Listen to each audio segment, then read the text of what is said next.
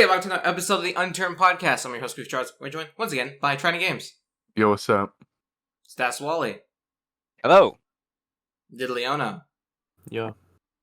Flodo. What's up? And we have a special guest today, Nelson Sexton. Hello. Now, why don't you introduce yourself to the people that may not know who you Just are? in case. I'm the main developer of Unturned, or at least the developer of the bugs. The bug? You know, if there's a bug or a crash or a glitch or something, it's probably because of me. It's Okay, intentional. wait, I have a You glitch to intentionally put report. them in. His name is Kukui Charles. He claims to be this, glitcher. Could I was you, checking into that one. I got to see about a fix. Okay, thank you. Oh, you're welcome. So, yeah, come on, everyone knows who Nelson is. I was going to be more mean, but, I mean, I just couldn't do it. Why would you want to be mean to the podcast guest? Because it would have been funny. That is a good point. It would have been funny, but okay. I don't know. I mean, people who don't necessarily read the update notes, I don't know if they would know who I am. I'm not too sure if they would, if they download the game and open it up and see by Nelson Sexton, maybe they would have not known who you were. They might have just thought you were, a placeholder, you know? A lot. Maybe that's the name of the company. Who knows? Maybe there's more Nelsons in the whole ordeal. Isn't there, a name checker I can check to see if there's, A how name many check? Nelson Sextons exist in the world? I mean, yeah, I'm gonna look at there it. is one, but, why? Why would you want to do that? Nelson. This guy, oh my god. Okay. It's like a Nelson- company named after a person like Calvin Klein. Who knows? Exactly. I thought that was just, I thought it was, not a person's name. I think there's someone named Calvin Klein. I think so too, but I just didn't think it was named after the guy. Named after his brother. Huh. Okay. I don't know. This is the Unturned podcast, guys. This is welcome. I mean, we might have console players listening, and they all the console players that don't know Nelson. Okay. Let's start with the beginning. They're like, my favorite developers of the hit game Unturned, 505 Games. Okay, enough of this game. Let's start from the beginning of the inception of, I guess, kind of Unturned's idea. What would you say that was, Nelson?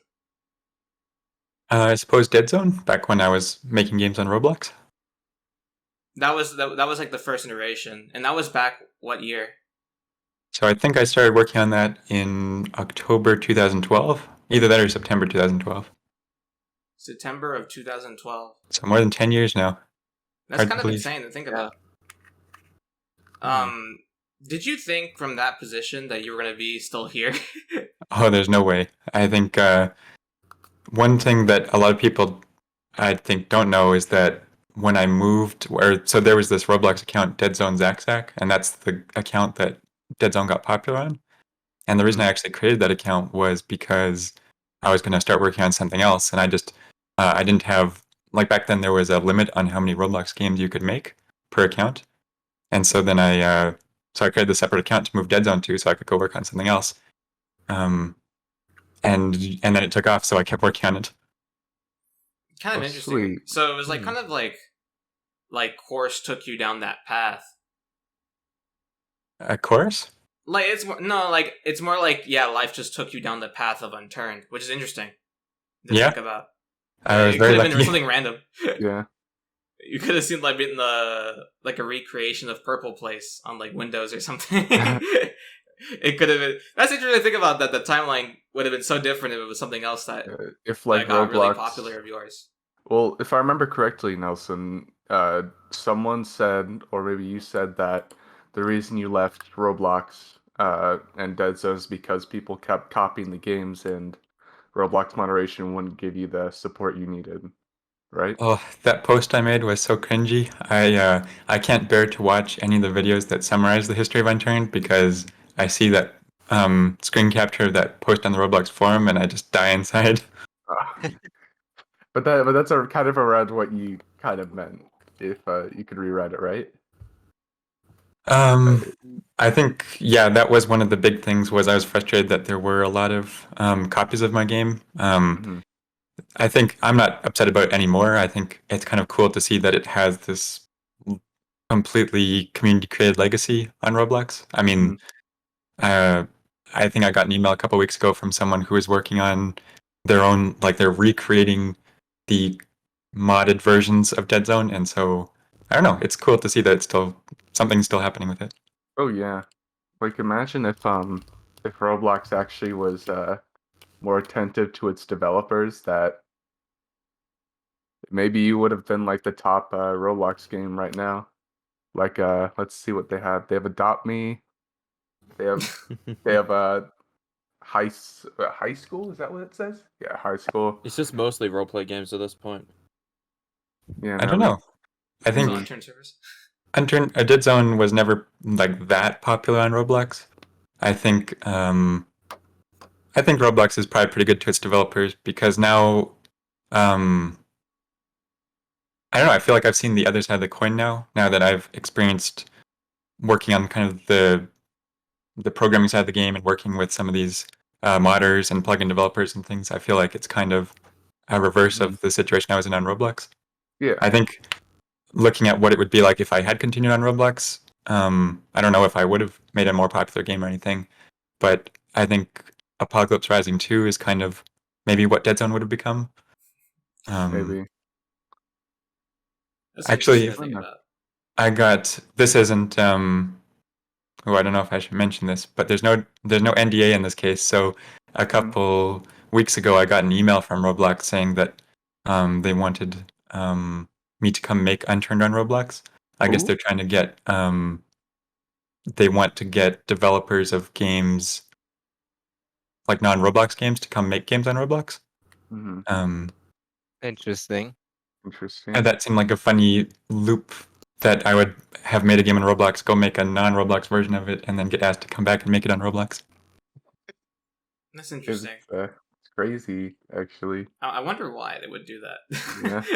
Yeah. They miss you. They miss you. or maybe they're a sinking ship. I don't know.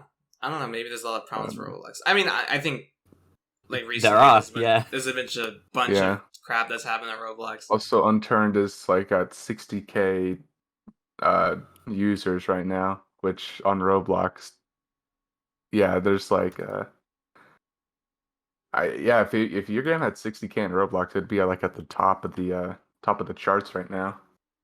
I don't know. I don't understand the 60K stat though, because at any given point there's like maybe 5,000 or 6,000 players actually on Unturned multiplayer servers. And so I don't know if there's a bunch of like private servers that are on the internet list, or if there's a bunch of people playing single player. I don't think it's bots anymore. Like I got rid of the free drops to help get rid of bots in case there were bots, but I don't understand why the player stat is so high. Yeah, that's what I heard. It's like multiplayer is very low. So that means like I'm wondering like either how popular is single player, or maybe there's just some server, like some very general like server settings that can't be captured with the by the data gatherers or whatever. Well, I actually made my own tool to try and gather data about like just scraping the server list to figure out what's going on, but it genuinely looks like there's 6,000 people on public servers. Interesting. That's very odd. That's good news. Yeah. That's good news. I mean, I guess. That means like Unturned's like so entertaining to retain 60,000 players on roughly single player, which means I imagine if there are more popular multiplayer servers, people would have loads and loads of fun, I would say. I don't know. I'm nervous though that like what if they are bots? So I think that's part of why I posted that poll the other day, was to see whether like on Twitter I posted a poll, do you prefer single player or multiplayer? I was kind of curious to see if it would be single player massively outpaces multiplayer on there. I think back in 2018 or something, I got rid of all the analytics for Unturned because of GDPR. I didn't want to get in any trouble with that. But I might have to do something to figure out like what people are actually playing. Because if most people are playing single player, then I should refocus on improving single player features. Yeah. Wasn't it 30-30? Oh. I think, yeah, it was like 30%, 30%. It was pretty equal between single player and multiplayer. And then there was a bunch of people who voted that they don't play it or that they just wanted to see results. Shame. There was like so I remember when Unturned was like about at like the 20, I would say the 20K mark or something, 2015. It was kind of just like going in between there, and then I think there were like a few events that actually unfolded to where it got to like 60 today. There was first the Portuguese streamer or whatnot. He had like 1 million subs. I believe that at least did something for Unturned because that caused a pretty decent spike up to I think 30. Then there were the multitudes of fantastic updates that basically improved the quality of the game, which then boosted everything up to where it is now. Wonder who did that. Well, thank you. I don't know. Yeah. It's weird because every update I do try to improve something, then there's always people who like. So with this update, I improved the crosshair, or at least in my view, I improved the crosshair. But I've gotten like 20 emails so far from people saying they want to revert the crosshair, or like They're just haters, bro. I mean, They're I just hate the haters. crosshair. you hit the crosshair.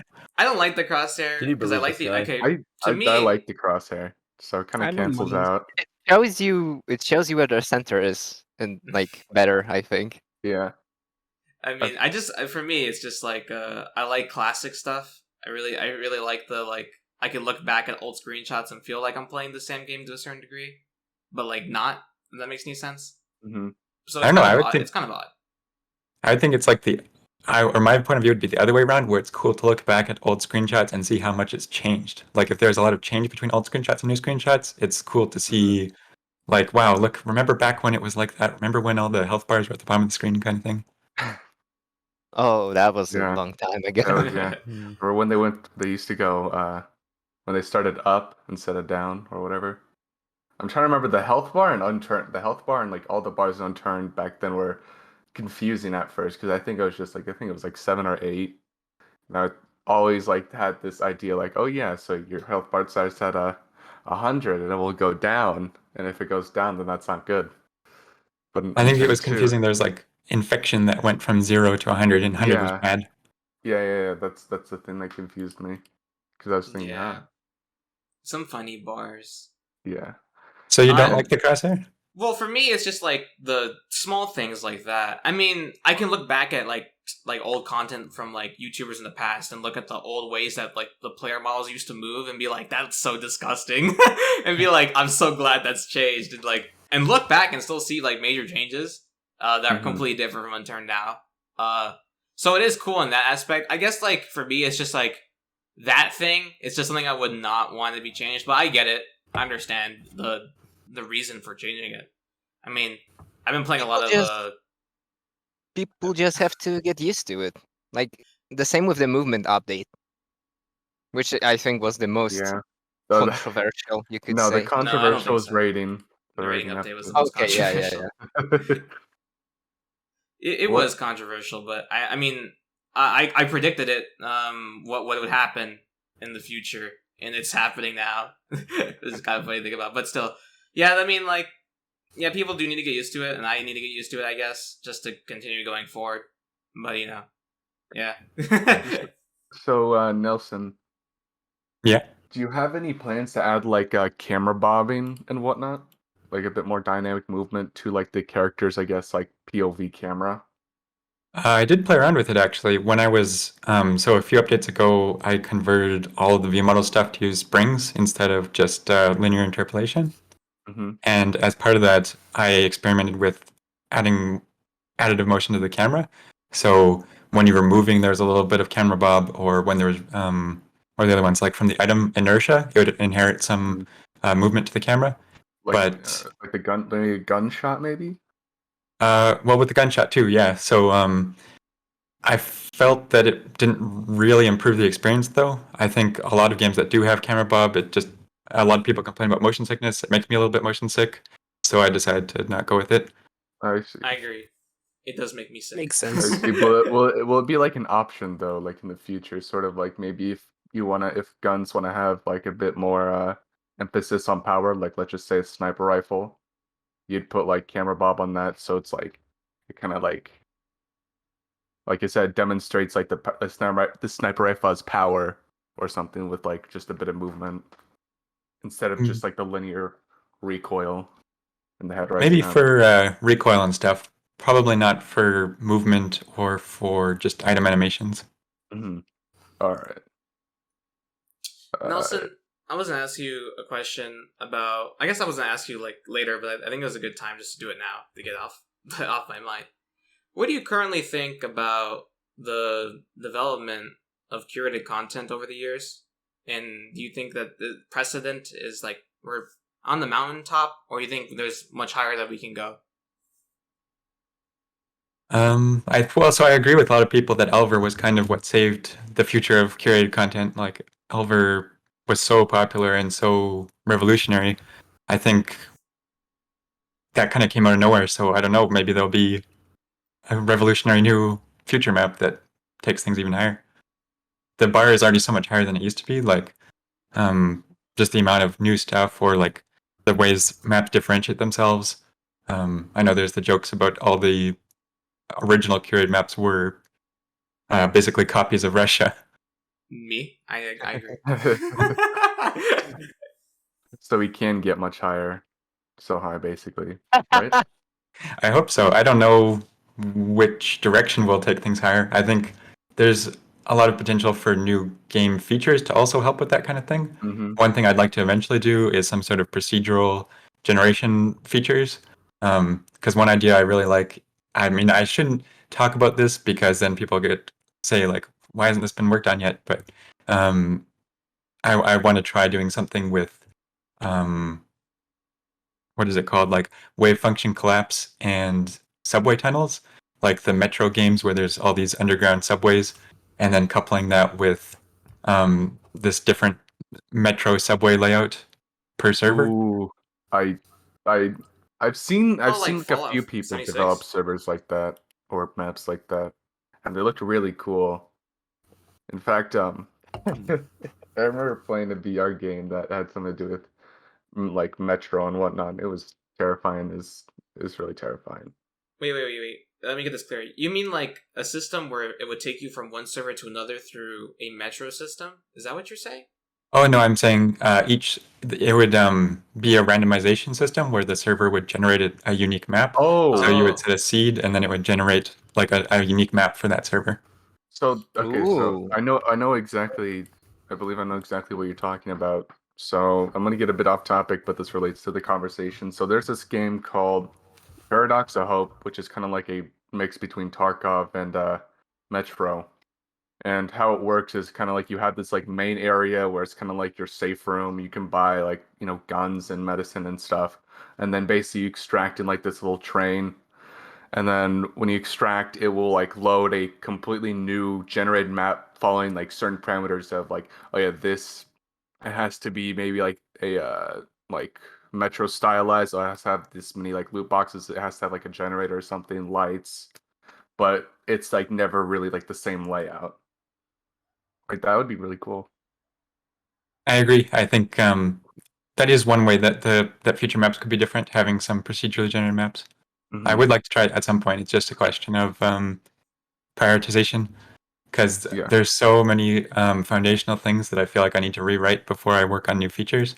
Like I want to redo asset loading, I want to redo save systems, I want to redo the inventory, I want to redo vehicles. There's a lot of stuff to do. I see. Yeah. It's kind of funny because you brought that exact procedural generated like kind of stuff back in like 2017, and like I think a blog post that you did like a long time ago, and I remember I guess it's been on my mind for a while. I remember like people were. I remember people that read that. I remember talking to them about that. Like, do you see this this thing that Nelson said? And they're like, yeah, it's kind of interesting. He kind of wants to do like what Russ is doing, and then like people were trying to like make parallels to other survival games, which is fair because they do that to a certain degree. But I just find I don't know. I think there's other problems that I'm not too sure because I'm not a game developer, so I can't really talk on them. But it is interesting to think about how long that's been on your mind.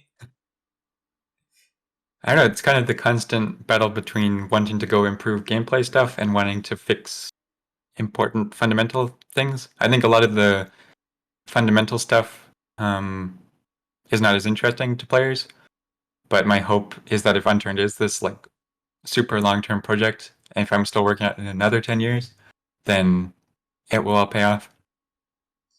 will you be working on this game for 10 years? I don't know. I think I do like the idea of working on some other things. I mean, in the meantime, I have continued to just prototype little ideas, but I haven't really decided on something that I want to do as something that I commit to for a long period of time. Yeah, so like something like Jolf. I don't know why I made that. I think it was kind of I want to make an Unreal game from start to finish. It was a fun project. So like if you want, like, let's just say you had, like, let's just say Unturned like just went down basically and it got like nuked. What game would you end up like making then? Nuked? Or let's just say Like, like like it's everyone lost gone. interest? It's like reduced to atoms basically. It does not exist. Unturned doesn't exist. I don't know. I need to better understand the situation. Like let's just say you have to make a game or something. Like what type of game? Every single copy of Unturned source code has been lost, and I need to make a new game just out of the poorhouse. Yep. Oh, I don't know. What would I make? I don't know. I think I'd hopefully prototype a bunch of stuff and work on something fun. I think part of the problem with Unturned 2 was that I was focusing so much on the things that I wanted to improve in Unturned that it didn't really have a good gameplay loop. Mhm. So lesson learned from that is have a good gameplay loop first. Nice. I think Jolf too. one thing I've wanted to work on for a long time is my own, like, I don't know what's a way to describe it, like class shooter, like TF2 sort of thing, but also like Call of Duty and also like Battlefield and also, I don't know. My goodness. It would be really another example of things coming full circle because when I was around Roblox, I made Dead Zone and then I made a game called Battlefield, which was confusingly named, considering there is a AAA game called Battlefield. And then I started Dead Zone 2, and then Dead Zone 2 was canceled. And then I made Unturned. So if I made another shooter game with Unturned 2 being paused, there's a lot of historical parallels there. I see. That's interesting to think about. Mm-hmm. Throughout Unturned's history, what was your favorite bug? Like, what issue came up that you were like, damn, that's hilarious? What's your favorite one? I don't know. Usually bugs don't feel so hilarious, they feel embarrassing. Like there was one bug, this was a long time ago, I would guess this was like maybe 2016 or something, but there was a bug where player movement broke on every multiplayer server. And so like the update went out, and then if you joined a public server, everyone was just stuck at their spawn point. And so you could move, but you wouldn't see other people moving. Basically just the server wasn't sending positions properly. That was really embarrassing, where it was like, how did this not get caught? This is something that should obviously have been caught before release. But I'm sorry, that's kind of very different from what you're asking. What was a funny bug? I don't know. There's a lot of physics things that are pretty funny. One thing that happened that was unintentional when the game first came out was when people would like stand on a car and have multiple people carjack the car, and it would go flying into the sky. And so I think that's been kept where you can still do that in the game because I think it's so funny. Can you still do that? I think you can still do that. To a certain degree. A few weeks ago, Kukui and some of us were in an arid server, and we were making fun. We were trolling someone, and Oh my god. we were trying to steal their helicopter. Yeah. And every time they put the helicopter on top of a boulder, someone would carjack the car with Kukui on top of it. Yeah, and so he would hop he up. could reach Go the helicopter. flying.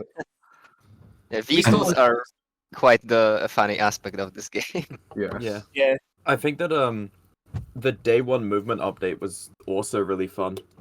Oh, Because when it you had launch the- yourself with the charges really Yeah. far. Yeah, it had the bug where if you launched yourself but then you were like if you hit like a ceiling, it would keep all your momentum. So I realized I could launch myself across an entire map by placing like 6 bounce charges and then salvaging like a corner, and then all of the momentum would still be applied and I'd launch across the map. and I think I have some footage of that still. You're right. That was one of the funniest bugs. I think Yeah. someone made a video where they had some. I forget what song it was, but they synced a song to the flying around the map with charges bug. I even showed that video to my dad. I don't remember what it was exactly. That's awesome. Actually, if I share my screen, are you able to see that on the? Yeah. I could edit this, even though I would hate it. This man just No, yeah, just show the screen. Come on, you can edit Nelson's episode, Cuckoo. Can you see my screen? Hassle. Yeah. So this is one thing I was working on a bit ago. Not a bit ago. I was working on this a couple months ago. Just this I really like Lego, so I was making this Lego Oh, that's thing. cool. And so and then part of it was that you can blow it up. So Ooh. Oh, kind of like tear down in a way. yeah. Ooh. Oh, Oh, that'd Um, be That's interesting. looks that's fun. interesting. That Like, looks really imagine- good too. Hmm. Yeah. Like, could you get in trouble for using like Lego pieces, or is that not really? Well, it doesn't have the Lego trademark on it. It also has this cartoon physics of the building falling apart. Oh wow, look at that. That is so awesome.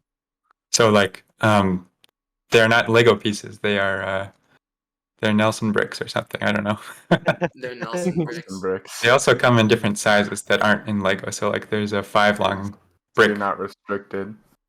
I mean, Yeah. that'd be cool. Like if you made maybe either if you had people just play around or made set instructions that people could use Legos to follow. I mean, that'd be an awesome game. I'd play it.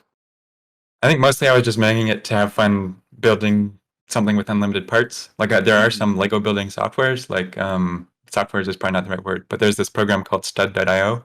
That's pretty cool. Wait, is it called stud.io? Or it's Studio. Anyway, but I didn't find it. I don't think it's as user friendly as it could be. So I was thinking it'd be kind of fun to make a game where every day there's a prompt, and so then people you build something inspired by the prompt. Maybe the day's prompt is space, and you make a space building, and then you submit it to the workshop, and then on the menu you can view other people's things they built that day. So just kind of. Yeah, that would be very interesting. It's kind of reminds me of Wordle and games like that, where every day there's one thing everyone does. Yeah. I see. I don't know if I'd actually finish it though. I think my attention easily shifts between these little weekend projects. Mm-hmm. I get that. Okay, so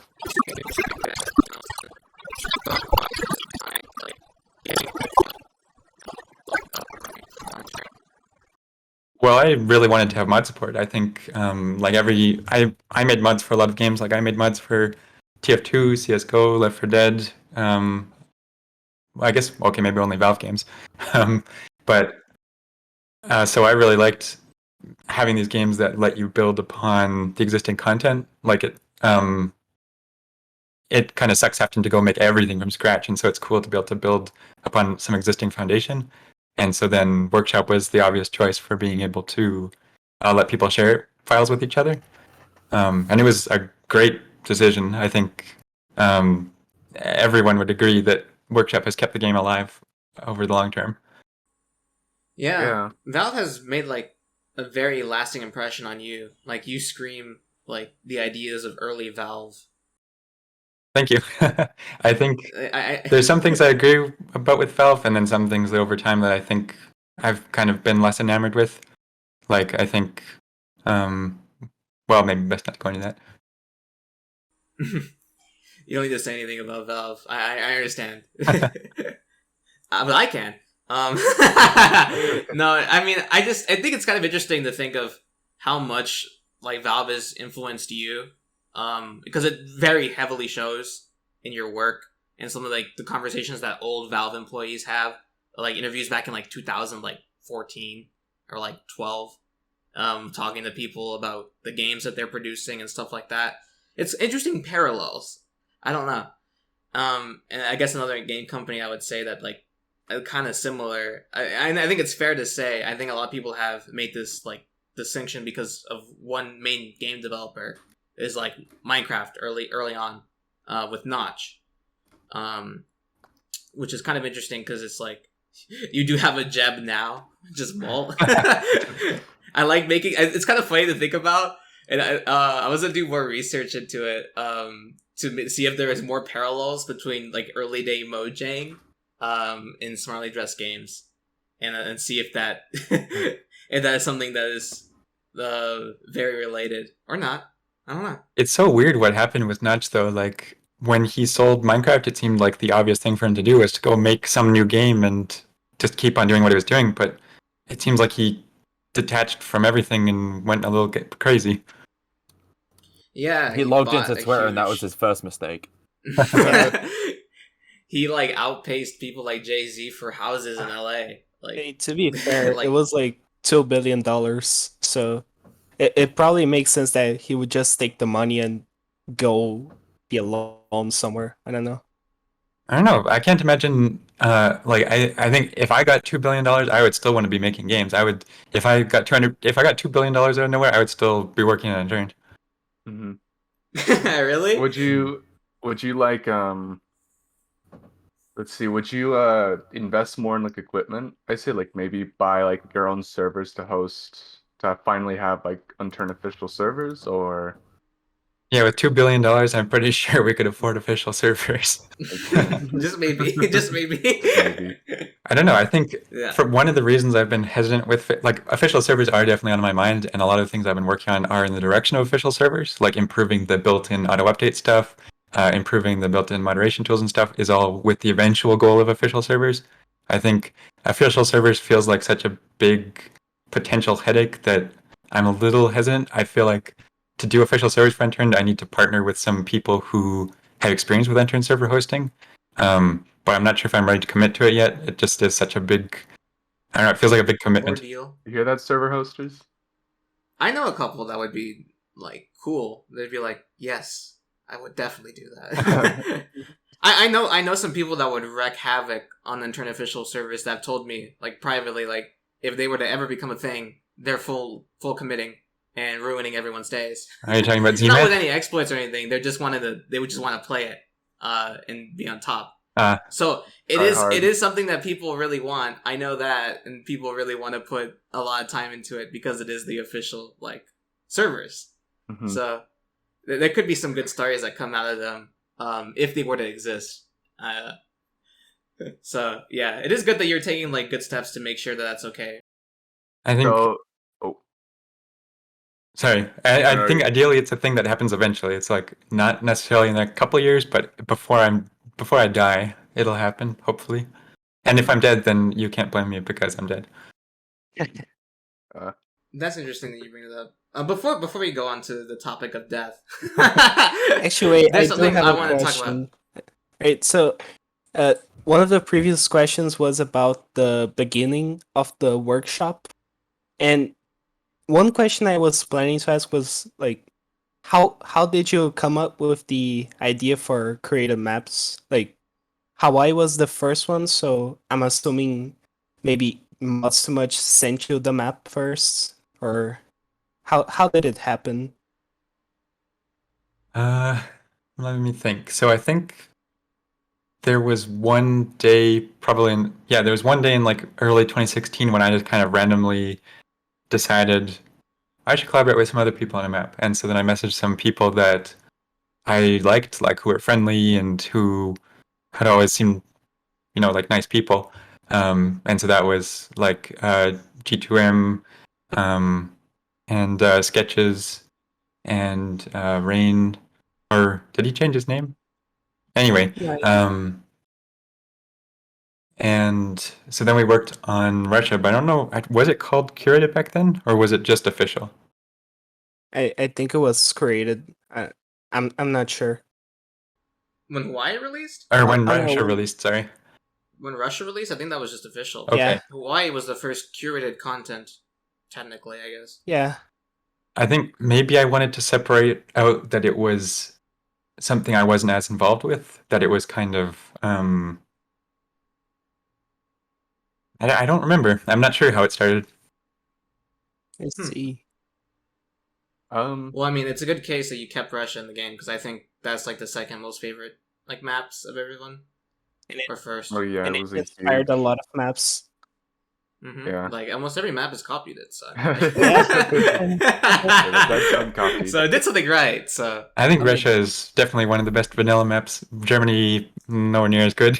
I don't know. I think one thing with Russia is I don't know how much to attribute to like work I did versus work that G2M did, because so I think G2M basically did most of the layout and the like detailing of the map. So he might have been the one who came up with the original design. I'm not sure. See, So I'm not too sure if this is common knowledge, but was the first like I guess quote unquote dead zone in Unturned, was that in PI or was that in Russia? It might have been added. So I think I probably added the feature for Russia, and then maybe it got retroactively added to PEI as part of working on it. Like that'll say that often happens where someone is talking about a feature for an upcoming map, and so then I'll add the feature for that map, but then I'll still add it to some vanilla stuff at the very least as a test to make sure it's working properly. All right. Cool. Hmm. So I remember talking to this about Molt near the end of the Unturned podcast. We're nowhere near the end, but so Unturned convention. Whatever happened? Like a real world Unturned event? A real world Unturned Yeah. event. I don't know. I think maybe if someone else organized some Unturned related event and then I would come to it, I don't think I could host it. Or I don't think I could organize it because I don't know. That's not the kind of thing I'm good at. I know what he's trying to say. But if there was like a real world Unturned event, you would attend it. I think I'd probably attend it if it seemed like if it seemed well organized and Yeah, like not like a sort of like a paper cup and like a bowl of Cheetos sort of thing, but like Paper a cup. established like place with a hotel convention. I don't know. I think that'd be hard for anyone, like for a non-official thing to be organized because like that's going to take a bigger budget, and Oh yeah. I don't know. It's a tricky situation. It's like it would be cool. I would be interested, but I also don't want to do it myself because that's a lot of work and stressful and busy. Mhm. All right, nice. the only condition is that it has to be in PEI. Prince Edward Island. The center of the world. Yes. Yep. Okay. Canonical of Unturned lore. Okay, so I have two important questions. Like, I would say they revolve like directly around Unturned's theme, which is Tears from Heaven, like this music video. How Oh, yeah?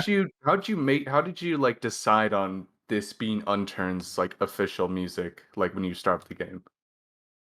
I think I was looking through. So I was looking through that audio network site looking for music to use for the game. And I probably listened to a few hundred tracks and stuff, looking for, I don't know, ads and stuff, but I've listened to a few hundred tracks. And that one, I don't know, I liked that it had the transition from calm to excited. I really liked that for all the official trailers have something where it goes, well, even a lot of the curated map trailers too have something where it goes from like the calm environmental shots to then, oh, there's this dramatic sting, or I don't know what the music term, but, and then there's all the action shots. And then it stuck. Probably in part because I was So it's cheap, like because I wanted to buy one track and use it everywhere. I mean, you gotta do what you gotta do. While guess on the back then- topic. Okay, sorry. Sorry, I was just gonna add. Back then, it was a much bigger part of my budget. I think I spent like all of the money I had on Unturned 2, and so then I was lucky that it worked out. While on the topic, did you? I'm gonna bring up the music for the first. I think that was in Unturned, like the first version. What was it called? I'm sorry, I wasn't around the community at the time. Like the browser version, or No, the first non-browser version. because there was a music theme that was different. That was not Tears from Heaven from that for that game, as far as I know. So there were. Let me think. There was a browser version. There was a version in between the browser version and 2 that was kind of a hybrid, and then there was 2, but I don't know if that released before it was on Steam.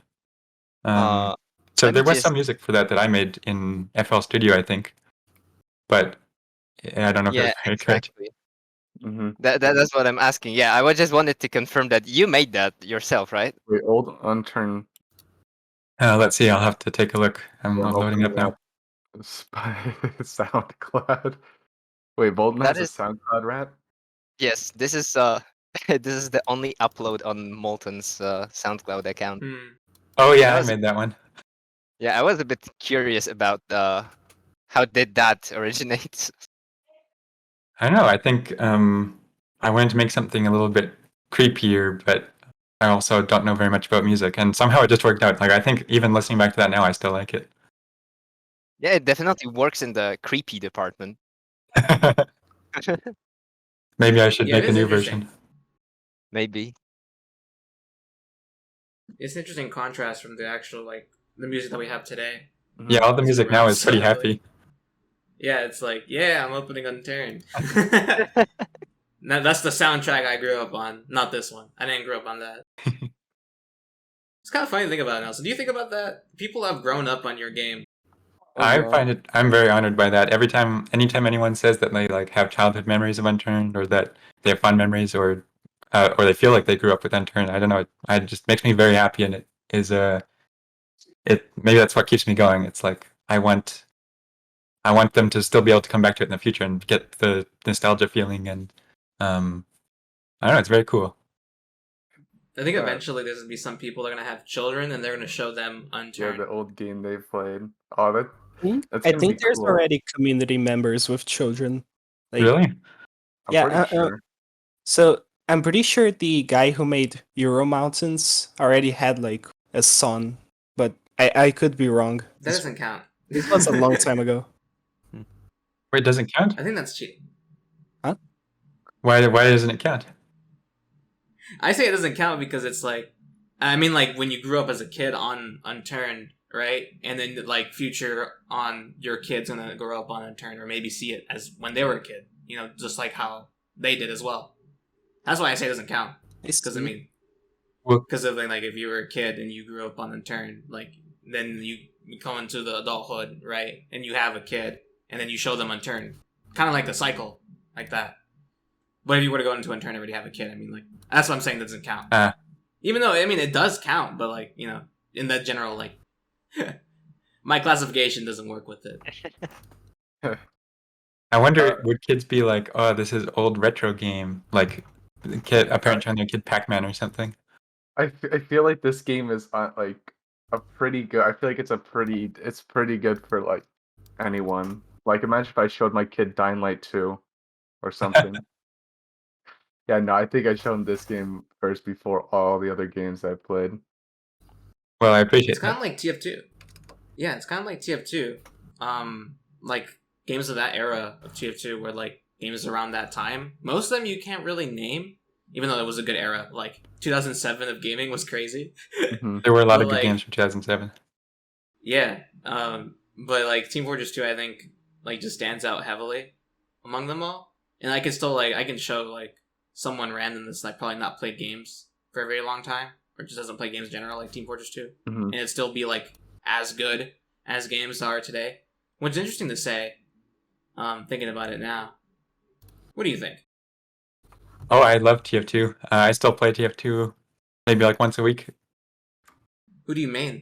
Mostly Soldier, which I know Soldier is the easiest. Everybody made Soldier. It's like the first. It's like everyone I know just like says Soldier or like any of the generalist, classes. It's kind of funny to think about. It's so easy to just relax and like not think about it. You just kind of walk around and spam rockets and pick up health packs. But then, yeah. Yeah, that's really funny to think about. What would you say? So here's another question, I guess, follow up to Team Fortress 2. you have been heavily inspired by Team Fortress 2 and Valve games. What was like the biggest like addition from like I guess like TF2 into Unturned? Like, would you say like there's like something that you were like, yeah, that's good. I want that for Unturned. I guess probably the biggest similarity between Unturned and TF2 is the Steam economy stuff, like the having items that you can trade and put on the market, and it just feels very different from any other game with purchasable cosmetic stuff. So Fortnite or something, you buy like an outfit and you can't customize your outfit. I mean, they have some items that you can customize, but I don't know. It's really cool. It feels more like you own your items when you can mix and match them, and you can trade them with friends, and you can customize them. Mm-hmm. I see. All right. It's kind of interesting. We don't have like a Unturned backpack like type of thing. Wait, a battle pass? No, a backpack. Like you know how like TF2 has like a whole website. Yeah, that the backpack. community Yeah, created? there's scrap. Uh, Yeah, there's quite a few. I think there's a Yeah, few sites that have Unturned inventory support, but I think most sites don't care about it because Unturned items aren't worth very much. Yeah, no, that's what I'm saying. Like the apparatuses that Team Fortress 2 has for their item economy is way more advanced than Unturned currently is right now. And then there's CS:GO as well. Yeah, of course, but like it's interesting to think like, but yeah, that's like the most similar. But their apparatuses, the community has made is very different. I think one big difference there is TF2 and CS:GO both have much rarer items. Like, there's the smaller chance of getting an unusual or a knife, but then even within that, there's different rarities of like you have a rarer chance of getting this special low, or what is it, like the high quality value, or like there's certain effects that are even rarer than other ones. Whereas Unturned, all of the effects are equal rarity. I don't know. I didn't want to have anything that was super rare. I wanted everything to feel Attainable. Yeah. Isn't there? Well, technically, you did accidentally do that. I did. I mean, you discontinued the Rainbow and Divine. Oh effects. yeah. And I think you also So- discontinued the Halloween off-roader, I think. Really? I think only one or two people have it. I think that's you and MLBB. You mean the Harvest one? Yeah, That the was just a Harvest test. one. That was a test. I mean, technically it counts. I mean, it counts, but yeah, I mean, there is some rare items that Unturned does have. I guess so. I think with the rainbow and the halo effect, I kind of regretted putting those as effects because they don't really feel like effects on the item. They're more like they feel like items. BNGs. Hmm? BNGs. Well, yeah, they don't look very good. A lot of the older items don't look as good as the newer items. Well, they're like really expensive now. Mhm. I've been trying to get a Divine. You know, that's one thing I've gotten really lucky with is so with like Hawaii and Greece, I made all of the items for the Hawaii and Greece boxes. And then at some point, some of the curated map creators started saying, "Hey, here's all the items for the map," and it's like, I don't have to make them. Sweet. And so then, wait. You're saying that you made items for the boxes, yeah, for the Hawaii and Greece maps, I made all the items in those boxes. and those are the ones that are currently being used. Yeah, and they're not very so good. You made the grass skirt. What's that? So you made the grass skirt, right? The grass skirt? Let me see. I don't remember which one that was. I'll have to open up the entrance. One of the most valued rare items in Unturned is the Unturned grass skirt. Anybody that's played a lot of PvP understands why. Is that in the Hawaii map mystery box? The grass skirt? I believe so. I believe it is With in the the wild. grass. The grass skirt. Come on, No, guys. Is it big? I have the grass skirt. I just don't know. Oh, I had a mystery box? Bruh. No, I'm on the podcast, ma. See you later. Love you too. That's funny. But so what happened to those skins that were given to you? Oh, so for those maps, it was just kind of expected that I would make the items. But then, I don't know if it was Denaby or Renaxon or someone else, but they submitted a bunch of items with the map, and it was like, well, these are better than what I would make, so great. That's interesting. Interesting. So inherently, Nelson caused one of the best cosmetics for greenskins. I could not believe it. Unbelievable. That's a bit of lore. That's actually really good. I actually did not know that. That's interesting. That's the green skin thing is definitely on my want to do something about list. I think so. What do you mean by that? So I'm concerned, but like, go ahead. with Unturned 2, there was the ghillie suit, right? That was so the ghillie suit in Unturned 2 was an example of me focusing too much on things I wanted to fix in Unturned. So the Unturned 2 ghillie suit is pretty good because it literally blends with the terrain underneath you. So it blends way better than just regular your skin being green. And so I think for Unturned I need to do something like that where the ghillie suit blends with the ground or something so that it's more useful. And then just having green skin needs some way to make it not blend with the ground. I have an idea. I mean, What's it that? doesn't. It doesn't really. It's I not. I guess. mean, it's not too crazy. Green skin is like not too crazy. I think it can trick you sometimes If you're not paying attention. which is true. It's more of the fact that like grass has a lot of texture, so most people can notice any area that's just suddenly flat would usually be, yeah, that's probably a player. I do agree with Yeah. It's that. like a protrusion. But I think it's just mostly like just the feeling of when you see a green scene, you're just kind of like annoyed. At least that's how I feel. You're annoyed. I mean, especially if you see them on Kuwait or Arid. That's just funny. I at think this that's point. hilarious. I think that's funny. I think that's that's just just funny. hilarious. That's just funny at that point. Well, one thing is, literally yesterday, Molt said to me that green skin is slightly OP or like slightly pay to win, and so then I would like need to do something about it. I don't know. I don't know how I feel about it because it's like it's very weird to think about. But I think because I feel like there's a big. I'm concerned. What I'm concerned about is like completely removal of the color change, like mechanic in Unturned, which I don't think that should be done at all. There's no way I would remove Um, anything that people have already paid for. I think that's one of the challenges with adding these paid things is if something is available for purchase, I can't change it. Here's something I would tell you to fix this problem because I've had this on my mind. Just make it so that the like in some moments the color of the grass just changes different colors, like different types of hues of grass during like I don't know expended period of time. So it's never the same color. The grass So looks there's like rainbow always gonna be hatchback. discoloration. Perfect. No. I'm not saying that. I'm like not a saying like season, full like on a that. seasonal system.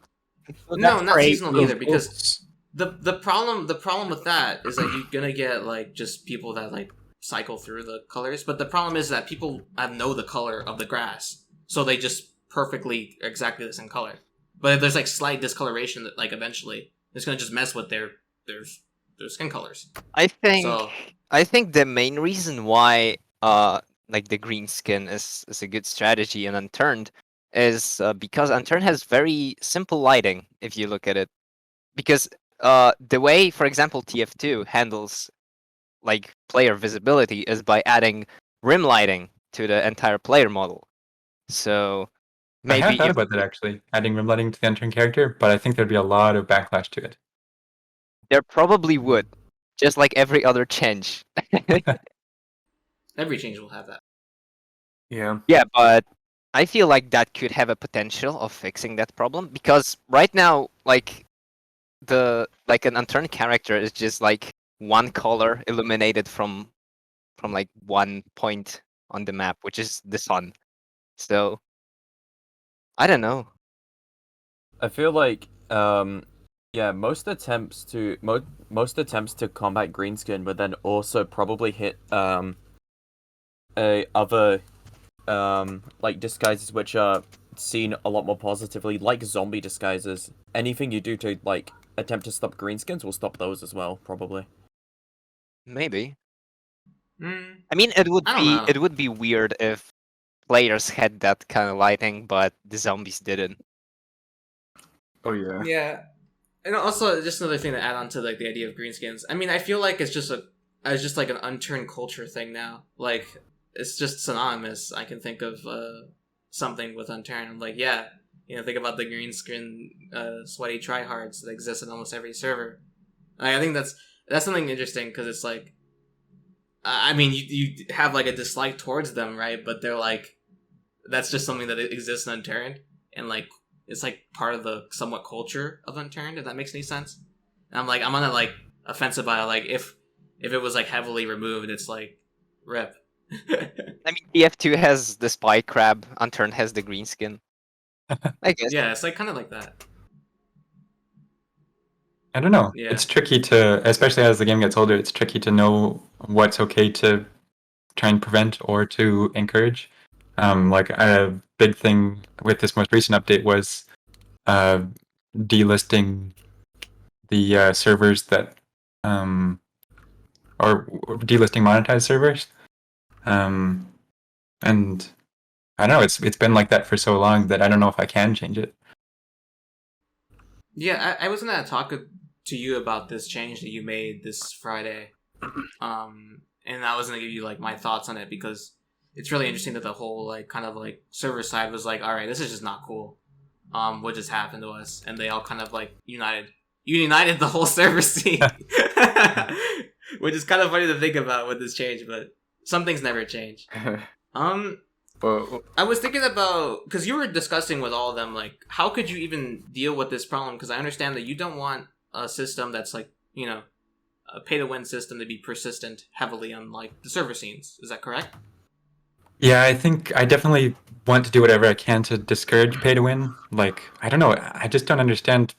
Like, if you go look for a game, would any of you go look for a game on Steam, and if you see that it has pay to win, would you play it? I mean, I guess not, but at the same time, like, here's the problem. Like, nowadays, like, almost everything is monetized in AAA games. It's very sad to say, but that's been the case. I understand that we don't want to go down that path, and I don't want to go down that path either. But like, I guess it goes to the idea of like, just like we're all run by community, and like the majority of people are at deficits running stuff for the community. Like, I don't think there's been people. I mean, there is people that made a lot of money, but there isn't. It's not like crazy, and some people don't make anything at all, and they just make stuff just for fun. So it's really like it's a really weird case because it's either you gain nothing and you just lose, which the majority of the time people just lose all the time whenever you do stuff like that for the server, or you mean you can try to like get something off of servers, which is something that was very prevalent for the majority of my time playing servers. I even said this with the original pay-to-win rules for starting to become a thing. But like when you basically made that change, we're like, all right, I'm done being laissez-faire with every server on the list. I'm gonna be starting putting a rule set like similar to Minecraft's EULA, right? And I completely agreed with you that yeah, these servers have been running wild for the like my entire existence as an Unturned player, and trying to like squeeze as much money out of people as possible.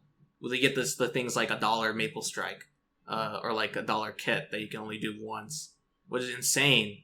And you know there is people that also hated them too, and would like boycott those servers as well and not play on them, which also discouraged it. And it was a good step in the direction for like the rule set, and I do like the rules as it is right now, even though there people could say that there's loopholes within them. But I think your most recent change was really insane. Like, I know that's like the crazy for me to say, I guess but like I think everyone that's run servers, and I think some of the people around you as well, Nelson, have also said that this was a bit of an overstep on your part. Not to bash you, I understand. I can take but, constructive criticism. Yeah, I'm not trying to bash you here. I know it sounds like it, but like I'm not. I'm just like, I get it. I guess the only way that could be remedied, this problem is just I believe, and I think some people may have said this because I read a little bit of the discussion between the server hosters and yourself and other community members. It was just like, I think you should just make official servers at this point. Like, I know that's something that you already said earlier, but like I think that should be pushed. And basically maybe get some people who already have servers that don't have super pay-to-win mechanics and make them and push them maybe to a certain degree. Or there's a system that I believe should be added back into Unturned that's been removed, that not a lot of people talk about. And I think, I'm not too sure of the reason why, and I was going to ask you following this set of questioning. There used to be in the past, the icons for servers. Do you know what I'm talking about? Yeah, or like on the server list when it shows a thumbnail. When you go on the server, right, and you go to the server list, on the right side of the server where like the bunch of space is at, there would be these icons like a peace symbol or like 3 bullets or like a car or like stuff like that, and it would and those symbols for that server determine what that server had enabled. So it would be like if it was a PvE server, you would see the peace sign symbol on the server list, and if it was PvP, you would see the bullets. Right. And I was thinking, I think if you want, because I don't want the problem of like segregation of servers in different like server lists. I think that's a bad way to go about it, because again, they did bring up a good point that a lot of players come from just come in and just play the servers, and they saw huge reductions the moment that the change went into effect, which is kind of crazy to think about. So I think to mitigate the amount of people that are going into servers, you should just be giving back these icons. I think you should just bring back icons and revamp them to give actual general information about each server and whether or not it's pay to win or not, and give these icons to like the actual at the bottom what the filters are. Because like before, that was the filter. You had the symbol next to the filter name. Like it was PvE, you would see this P symbol next to it in the filters list. I think that should be just re-added into it so that players can immediately see what type of server they're going to go into without it being segregated to different sections, like categories, which I think is ridiculous, because then you're going to just get like people that like, I don't want to be dealing with this type of server. But without restricting them in viewing of servers, you can just put the icons on the side and make players just know what the icons mean, and then be like, all right, you can choose whether or not to pick on these servers or not. And it would be just all together, the same way that it is right now. And just icons, labeling them. Yeah, I think that is a good point, that those icons went missing as part of some server, I don't remember which update, but some sort of server list improvement, quote unquote improvement. They must have been removed at some point. So yeah, I agree. It would be good to bring back some more at a glance type server summary information. Yeah, I really like that, and I think even for like people that were younger than me that came into the scene understood the system very heavily once they learned the filters, and they're like, oh, okay, this means this means this, so they can look through the server list and was like, all right, I'm gonna play on this server because I like the systems that are on it, just by looking at it in a couple seconds. And it was really good, and I was really disappointed when it was removed, and it's something that's not really been brought up to you, and I wanted to bring it up to you now. I really hope it's back. I really want it back, Nelson. I really do. I think one thing related to that is the whole easy, hard, normal mode thing needs to be reworked a bit, because that feels kind of useless right now. And then also for the UI stuff, I think there's a bunch of UI improvements I want to do that are kind of on the back burner until the Unity UI Elements update, because right now Unturned supports both IMGUI and UGUI, and so then it's going to support IMGUI, UGUI, and UI Elements, because Unity has 3 UI systems for some reason. And so then my hope is that when I go add UI Elements, I can go upgrade a whole bunch of parts of the game's menus and stuff. Like, for example, a big one being item descriptions, where you click on the item and it shows you all the item stats, and it shows you, like, this item increases reload speed by 25% or whatever. Yeah, that would be good to see. I really like those changes for like the curated maps, like what they did. And I would like to see that for the main game as well. That's something I've said on the podcast. I feel bad that they had to go and manually do that for now. I can't believe they put so much work into like adding all these stats manually. No, they're insane. They're insane. Yeah. Well, I think that, I mean, yeah, they're just crazy with it. Most curated content is kind of crazy nowadays, like we said earlier.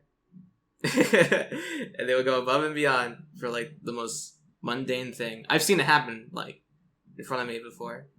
You've played a lot of the playtests for maps beforehand, Nelson. Yeah, I've like an played hour a or lot of so. the single player mostly. One thing I really regret is I missed, I think, all of the multiplayer playtests for A6 Polaris. So I'm looking forward to the map release to actually play it on multiplayer. Huh. Do you usually play like multiplayer servers at all? Do you play servers at all? Sometimes on like an alt account or something. I think the problem with joining on any account somewhat related to me is then I have a hard time actually playing the game the way it's intended to be played. Like when I played Arid on my main account, it was like everyone was trying to kill me. Everyone is either trying to kill me or help me. And so then the experience wasn't really, or at least I didn't think it was how it was as intended. But on the other hand, it's kind of nice to be showing all the coolest parts of the map, so it's kind of like an express guide. That was one thing that was really cool, is Animatic and NSTM gave me like a tour of the final quest line for Kuwait in multiplayer. I think I was there for that. I saw like portions of that. I was like, these guys. Although I I think I was doing the whole quest line. So, I put down 2 screenshots in the Discord which show the a few pictures of what Pine Ridge would looks like in 4.0. Did you have like an actual map, like kind of constructed, or like an actual area to take these screenshots, or is this just kind of experimental? So there was like, it was kind of like Alpha Valley. You know how Alpha Valley had like one town in the middle and all the roads coming out of it? Yeah. And so it was kind of like a bigger version of that, where there was this one town in the middle of a giant forest. And so part of my goal was that you would get all the items in the town, and then you could go use some of the base building features to build houses around it. And so it'd be kind of a good test for the different features. I don't remember if that version of the map, I actually did a multiplayer playtest with a few people on that version. Like, I think I played it with G2M and Mookie and a few people. That was a long time ago, though. It's too bad that never actually made it into the like playable version. So Do the files still exist? yeah. Somewhere, I think there's so many different versions of the Unturned 2 files. At one point, so I don't know what's the right way to describe it. So the beta hadn't been updated for a while when I said that Unturned 2 development is paused, right? And so in the most recent version, Unturned 2 is called Lasagna. Like, the project is called Lasagna. And I had been working on making everything into plugins. The idea was that it was called Lasagna because there's all these layers of Unturned 2 that all like work together as different. Like, every feature of the game was supposed to be a plugin, right? So there's so many different versions of the files. So is Unturned 2 like, is it still paused, or will it like eventually be completed within like just no like period of time, but just will it be completed? I don't know. I guess what I said in that blog post still applies, that I think I did make a lot of mistakes with Unturned 2 in the way that I talked about it, in the way that I don't know. I think that was one of my biggest failures, was everything to do with Unturned 2 and building or getting people excited, and I was irresponsible with that. And so if it does continue, it will be like something secret that I don't talk about until it's ready to actually play, and there's a dedicated plan for how it's going to continue. And if if another future sequel to Unturned is released, it'll probably be Unturned 5 instead of Unturned 4, because Unturned. But I don't have any plans for Unturned 5. The plan is improve Unturned. The plan is that everything I want to do for Unturned 2 is going to happen in Unturned. So improve Unturned to the zenith, basically. Yeah. Until alright. So that means you could still be theoretically working on Unturned 4, but you can't tell us. Well, I will tell you definitively that I am not working on Unturned 4, and I'm not working on Unturned 5. I'm not working. The only Unturned game I'm working on is Unturned current 3.0 for Steam. Okay. Thank you for clearing. Thank you. This is a follow-up question that I really want answered. Can I get Blast Lane in Unturned 3.0? That'd be cool. I mean, it's probably a plugin somewhere. Someone's probably already made that as a plugin, not as Blast Lane, but as like Bomberman. People are creative. Can I get like a can I get a Blast Lane with extra multiplayer for I think the main mode that would make sense to work on would be to redo Horde mode in 3. Like, 4 had, again, there's another example of 4 getting features that really should have just been in 3, is because I actually got Horde working kind of in 4. And so I don't know, like, did you see Clue and Renaxon made this pretty cool Horde style map? Yeah, I actually played it, and it was it was kind of messy because when trying to kill other people, the zombies were always just kind of on your tail. So why would you want to do that though? Got a bit annoying. You're rude, man. You're rude. You're evil. You're evil. You're evil for that. No one's on a team. Yeah, Skullagula Island Mouth Breathers was a term relating to Horde mode for Unturned 4.0. I don't know if you know that. What's this? What about mouth breathers? Skullagula Island Mouth Breathers was the term for the Horde mode used by the community to determine 4.0's Horde mode. Because because of the AI, because the AI that you had when you showcased it for the first time. Was AI buggy? No, it was just like it was just a joke that became the synonymous with it. I was wondering if you knew what the reference was. Oh no, I have no idea. Okay. You actually, I was to ask you this. You've seen a lot of Unturned content. You've watched a lot of Unturned content. Oh yeah, I subscribe to basically every Unturned related YouTube channel and try to keep on top of what people are up to. Mm-hmm. It's interesting because it was interesting to see when I made my video called "Unexisted Uniformity," and I got an email from you directly about it, and I was like, "Damn." I'm like, he does. I mean, it doesn't really show that you do care like heavily so much that you would care about like a 200 viewed video at the time. Well, thank you. I think I like to keep in mind all these different perspectives, and I do agree that it is problematic that every server is so different. Like with the movement changes being optional, that's a big one. Yeah, I'm also kind it's kind of. Go ahead. I'm sorry. Oh, sorry. I was going to say I have been thinking about. I want to make some changes to the way bullet drop works, so that scopes show the bullet drop distance by like actual distance marker. So if you have an 8x scope, it would say like 100 meter, 200 meter, and how far it will fall. And so then I can make bullet drop non-optional. But who knows if that'll actually happen? Yeah, it's kind of interesting that I made that commentary on what the position would be servers now, and that's like happened basically. Like the movement has changed from server to servers. I can't play like certain servers really that much because like the movement's just so different, and also like just the way that it plays with a bullet drop and stuff. And it's also hard. Again, the bring back server icons. It's hard to tell which servers have like bullet drop and not, because it used to be able to be telling with the mode, but the mode doesn't really matter now. You can just change it no matter what the mode is, on easy, normal, or hard. So it's very like interesting to like kind of circumvent the entire like server list and trying to figure out what a server has and has not. It's kind of tricky to know what to do about that though, because if the goal or if one of the goals of Unturned is to be very moddable, like anyone can turn it into whatever they want, then if it's not possible to configure things like bullet drop or the movement, then you can't really turn it into whatever you want.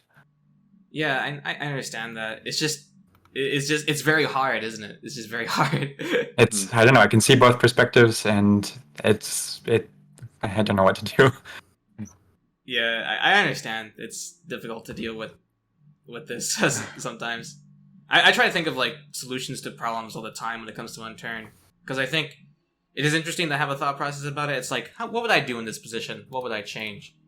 And like try to figure it out. But sometimes just some things are just a bit kind of crazy because you can see both ends of it, and to really deal with the problem, you kind of had to make something completely new to like kind of deal with it.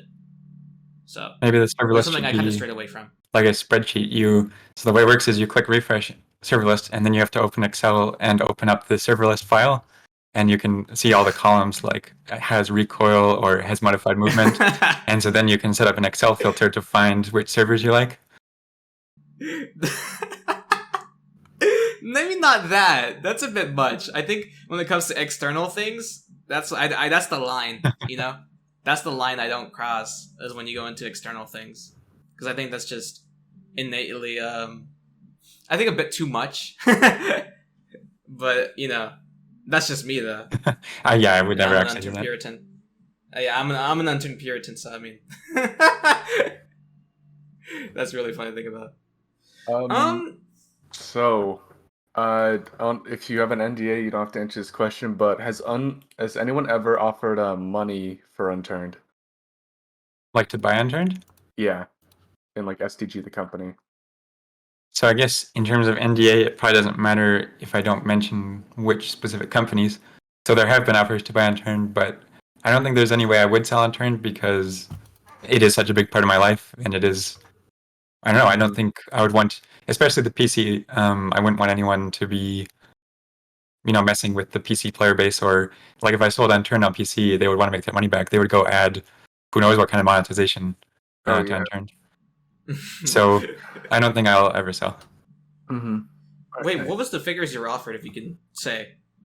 I don't know. I wonder if I can remember. I think one of the first offers I got was to sell. So this would be back in like 2014. I got an offer to sell the PC version for like $1 million, I think. But Yeah, I would have spit at that offer. you would accept that offer? I would spit at Oh, that you would offer. spit at You're that way offer. more, you're worth more than Yeah, way that. Well, thank you. You're way more worth a lot of money, I think, in my opinion. You're a very special developer. I mean, I've seen a lot of like single devs that are kind of like they're crazy in their own right, but eventually they move on to other things or they deal with real life stuff, and it's kind of crazy you've been around for so long. I think you're a lot more valuable than than $1 million. Well, I don't know. I don't think they'd be buying me personally. They just want to like take over the game. I think ideally I would like to make a bunch of games over the course of my life, and have them all be similar to Unturned in that, like having a long community-driven legacy where it's really in the hands of the community what to do with the game. So hopefully that's where the long-term value is in, or if you're saying my value, my long-term value is these other games as well. I mean, yeah, but like, that's kind of interesting to think about. Well, this goes into like the next topic I wanted to kind of bring up to you is you kind of want to see the community build everything for the most part. You want to like just foster the community and just so they can build whatever. And it's something I think a lot of people over the years have continuously said to you, and even I have said, and I believe the majority of the people in this call right now, and the majority of people listening have had this discussion internally or with other people, is the fact that you are the sole developer of Unturned alone. I understand that you are in a position where you don't want anybody touching Unturned on PC, which is understandable based on like other factors I want to get into later. But do you think that there's people currently on Unturned that kind of like understand or like kind of don't care about that aspect of like wanting to get a return of anything, or like would want to also work on the game and just help you and just be like, you know what, I think I can offer something and improve productivity within the main build of Unturned? Do you think there's people like that would do that, and would you be interested in getting people like that on board of SDG to help you with that, or no? Oh, definitely. I think as I've gotten older, it's been more obvious to me the things that I really could use a lot of help with. I mean, community support is a big one of those where, like if there's bug reports kind of thing, or like people asking technical questions, right now, that's a huge part of my day is dealing with these kind of customer support type things. So that's a big one that I could really use some help with. Or some of the programming for Unturned things I think could really benefit, where like there are so many fundamental things I want to improve in the game, like asset loading, I think I mentioned, or save data, and those seem like good candidates that someone could come on and focus on rewriting those and make twice the amount of progress, right? Having two developers instead of one. And I think there are a lot of people in the community who have a lot of experience and have been part of Unturned for so long that they could be very helpful there. And like Molt is a good example of, like Molt was involved in Unturned for a very long time before he came on board officially, and he's been, I think, doing a good job with like the forums and the wiki and the Steam community and Discord and everything, and that has been very helpful to me to not be worrying about those things directly. I don't know. It'd be hard to know how to actually start with that, though. It's interesting because there's a lot of people I can go up to right now, and I could be like, ask this like benign question that like nobody in their right mind would know, and they would answer, and they'd be like, "Yeah, that's just like yada yada yada," and they're like, "Okay." I'd be like, "What the hell did you just say?" Like, then we talk about the most like small thing about Unturned, like, or something weird when it comes to like either like developing mods or plugins, and they would know exactly what to like help you with. And I think that's kind of insane. I'm like, huh? There's like a lot of potential for gaining like these people. Oh yeah, and like I think the Unturned community is very lucky that there are these people who are so knowledgeable about modding and they're willing to help other people with that. And I think they also are, I don't know, indirectly or directly helping me a lot with that. That there are all these community resources to help, and so it's not just me who has to help with that kind of thing. Yeah, that's kind of that's kind of interesting because I guess I can relate this to another company. I want to bring up Mojang again. I think the majority of the Mojang employees all play Minecraft and they all grew up on Minecraft and they wanted to be just Mojang developers, and that's how they all kind of operated. That if you played Minecraft for a lot and you love Minecraft a lot, then that's like the main reason why you're hired for the company. Which is kind of interesting. And I wasn't asked if potentially you might follow the same kind of ideas. It's sort Which of, I mean, I think is a good way to go. it's sort of like the Lego company, where I think a lot of people who work at Lego are kids who grew up with Lego and really loved Lego. As a kid, I really wanted to work for Lego. I think when people asked what I wanted to be when I grew up, I said I wanted to be a Lego set designer. And so I don't know. I think Unturned is very lucky to have all these people that have grown up with Unturned, and I think I don't know. I kind of want to make Unturned be what I wish TF2 were, in that it feels like Valve isn't giving TF2 the attention I wish they would, and I want to always give Unturned the attention that I wish TF2 would get. Yeah, I feel that. It is telling though, like a AAA company with like so much money can really take care of a game that's people love so much and just want something. It doesn't even matter. It could be the smallest thing, and they would be happy about it. They'd be like, Yep. like community would just like love it, but like it doesn't happen. And it is nice to know that you will not go down that path I think for a very long time. I think there might be some secret stuff for TF2 though, like Valve added support for this fake IP feature where all of the old Steam matchmaking stuff uses IPv4 addresses exclusively, so it doesn't support IPv6. And so they kind of quietly rolled out an update for TF2 that adds the ability for the old Steam matchmaking to use the newer Steam datagram relay features and stuff.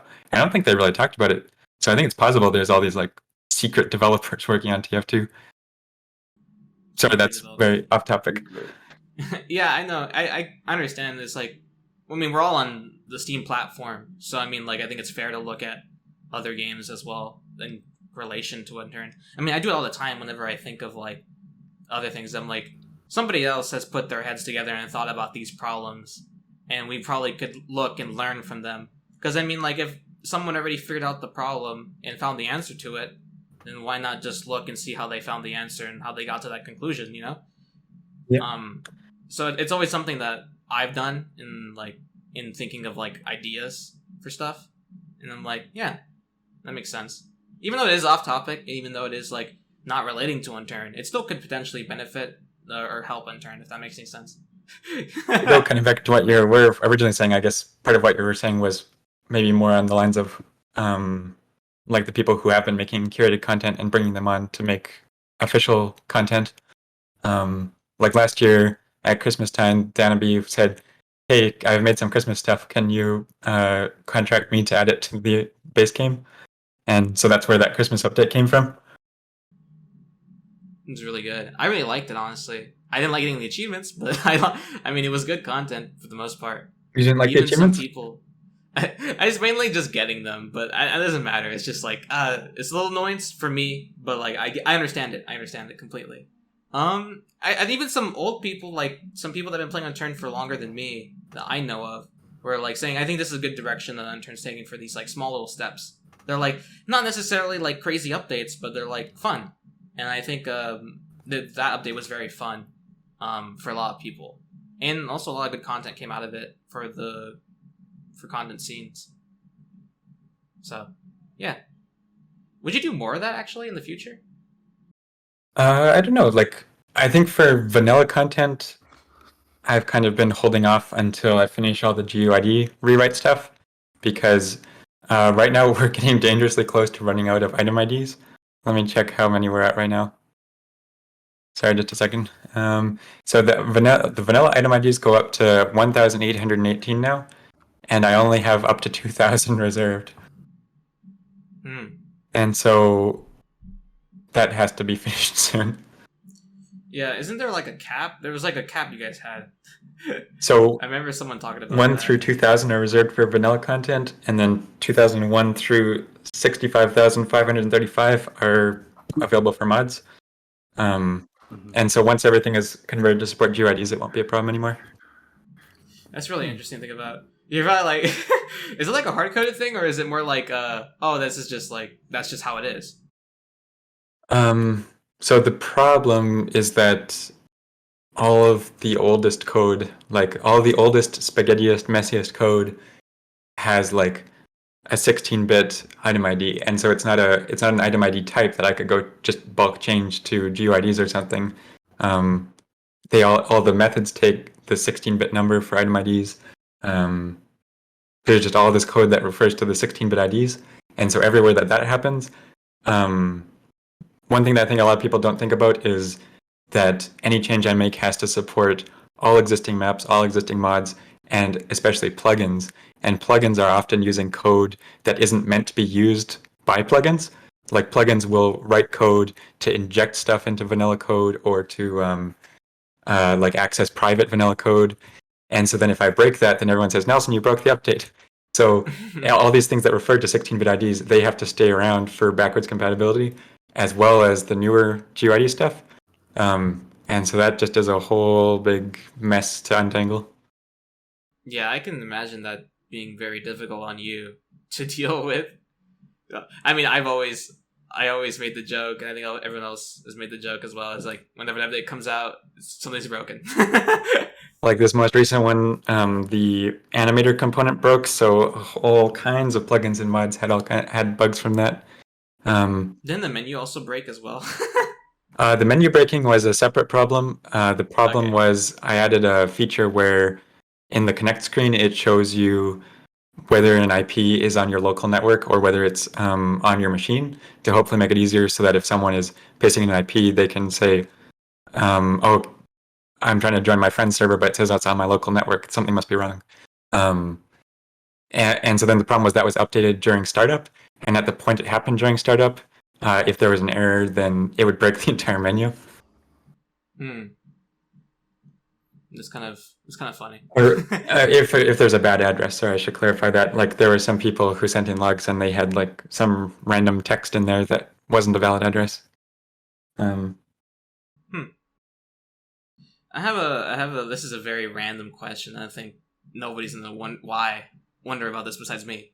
What is your relation with the community that really like takes advantage of the game and makes hack clients for the game? Like the cheat developers? Yeah. I think basically no relationship with them. There are some of them who post on the issue tracker, which is annoying, but sometimes they help people, so I haven't banned them. Like I haven't banned them from the issue tracker. I would ban them from the game if they're detected for using cheats. I think I don't know. My attitude when I have talked to them has been kind of trying to encourage them to work on something more positive. Like you could put your skills making these into making something productive, but I think for some of them, like it's their job, and I don't know. Yeah, it's a lucrative market from what I was able to peer into, and it's kind of insane. But that's a whole ordeal. But I was wondering if you had anybody that was like talking to you, or like, well, I mean, yeah, I guess you couldn't really say if they were or not. There's some people who are very on top of keeping an eye out for these. Like basically, there's people who will say, "Hey, I saw there's this new private cheat. Can you send it to BattleEye?" And so then I forward it on to BattleEye, and then BattleEye gets it detected.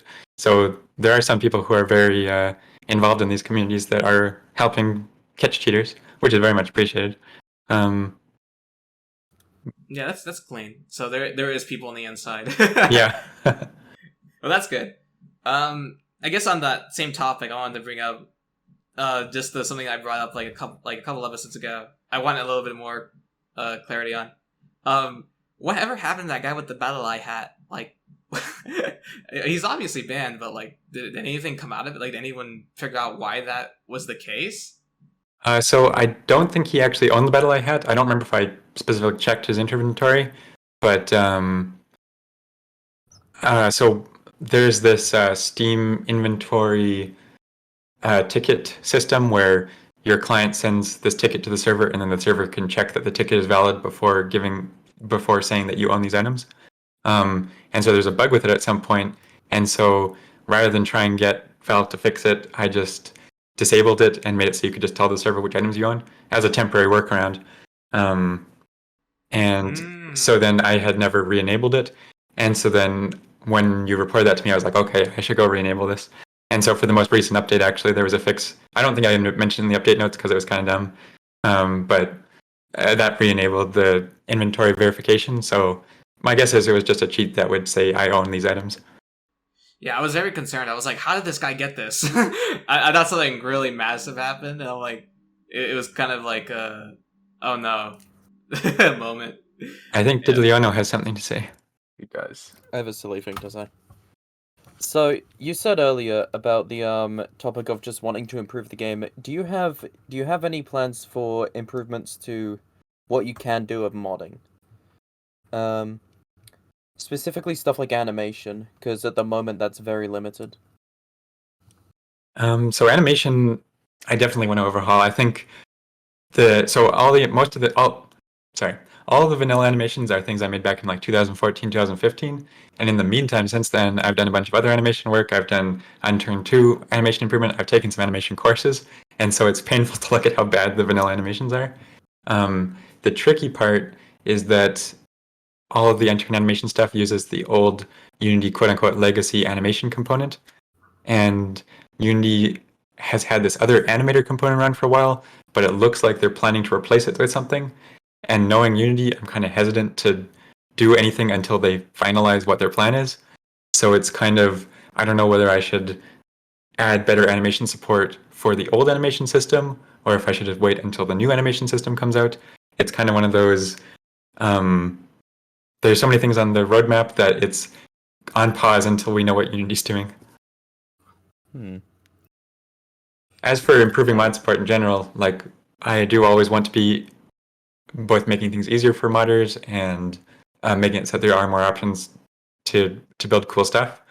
I think when I get the chance to rework some of the asset features, that'll make things a lot better for modders, because I think I can probably at least double the startup time when I get the chance to work on it. Okay, I shouldn't promise that big of an improvement, but I'm also going to merge the two asset version 1 and asset version 2 system, so that'll make creating custom assets a lot easier. And then there's stuff like the NPC condition reward stuff that could use with an upgrade, like making it so you could do more complicated like Boolean logic with chaining together different conditions and stuff. Yeah, that sounds good. Sorry, I have another question. Oh. Right.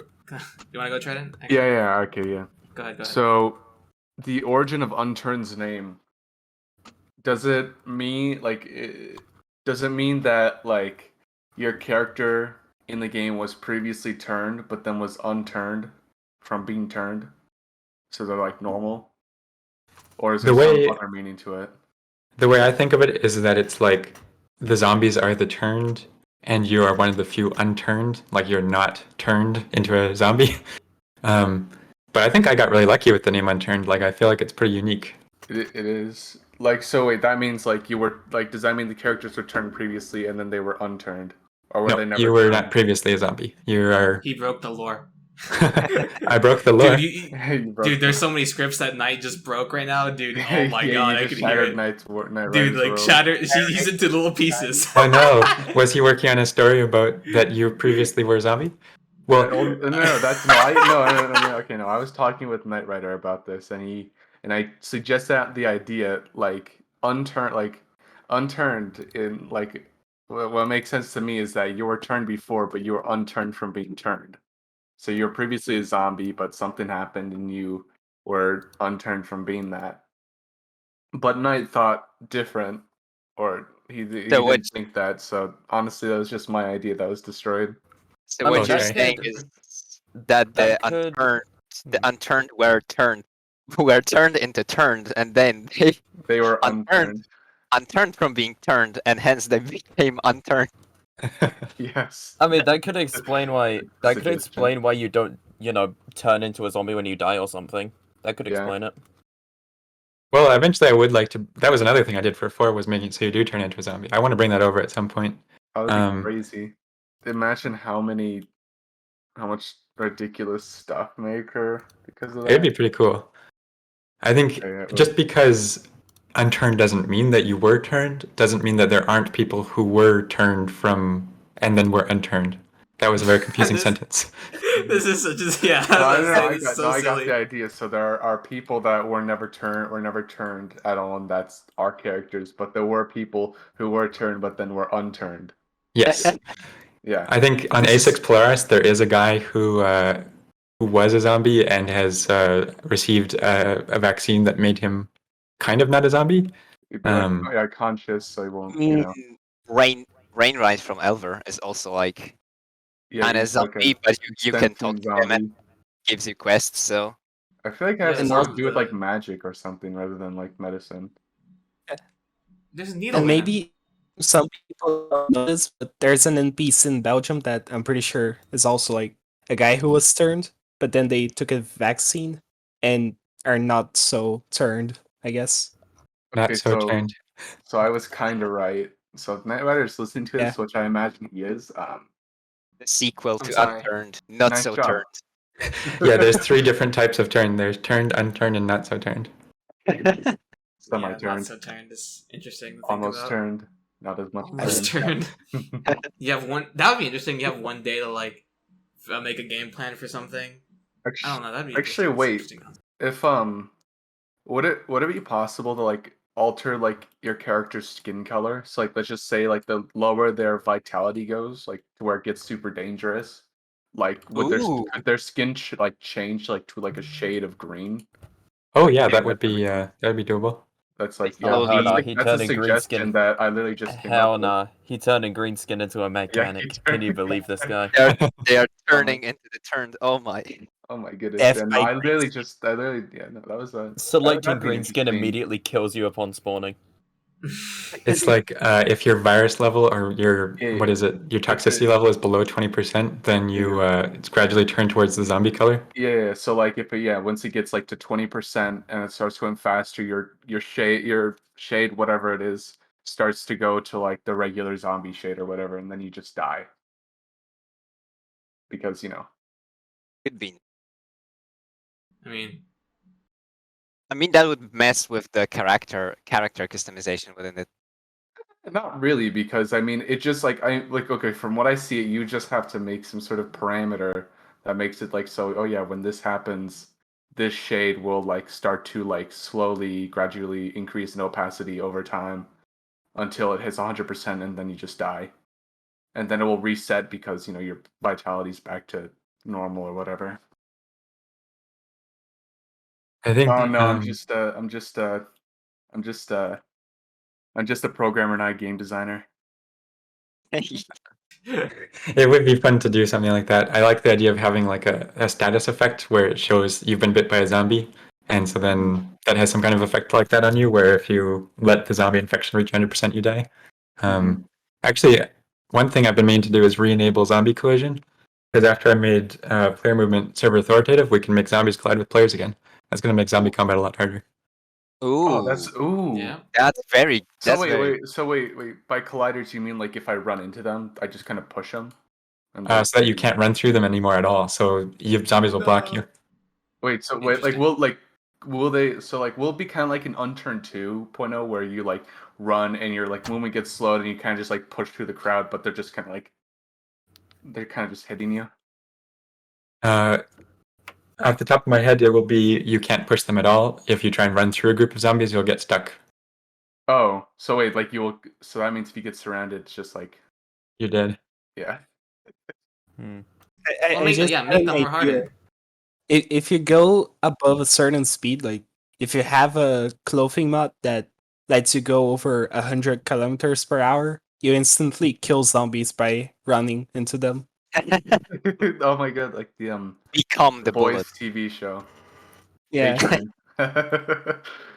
I mean, Yeah, I that's feel kinda like funny. a better idea for that would just be have melee weapons inherit your velocity when you swing, and then turn Oh, that into that- damage, which would just directly add market gardening. But then again, that'd be awesome.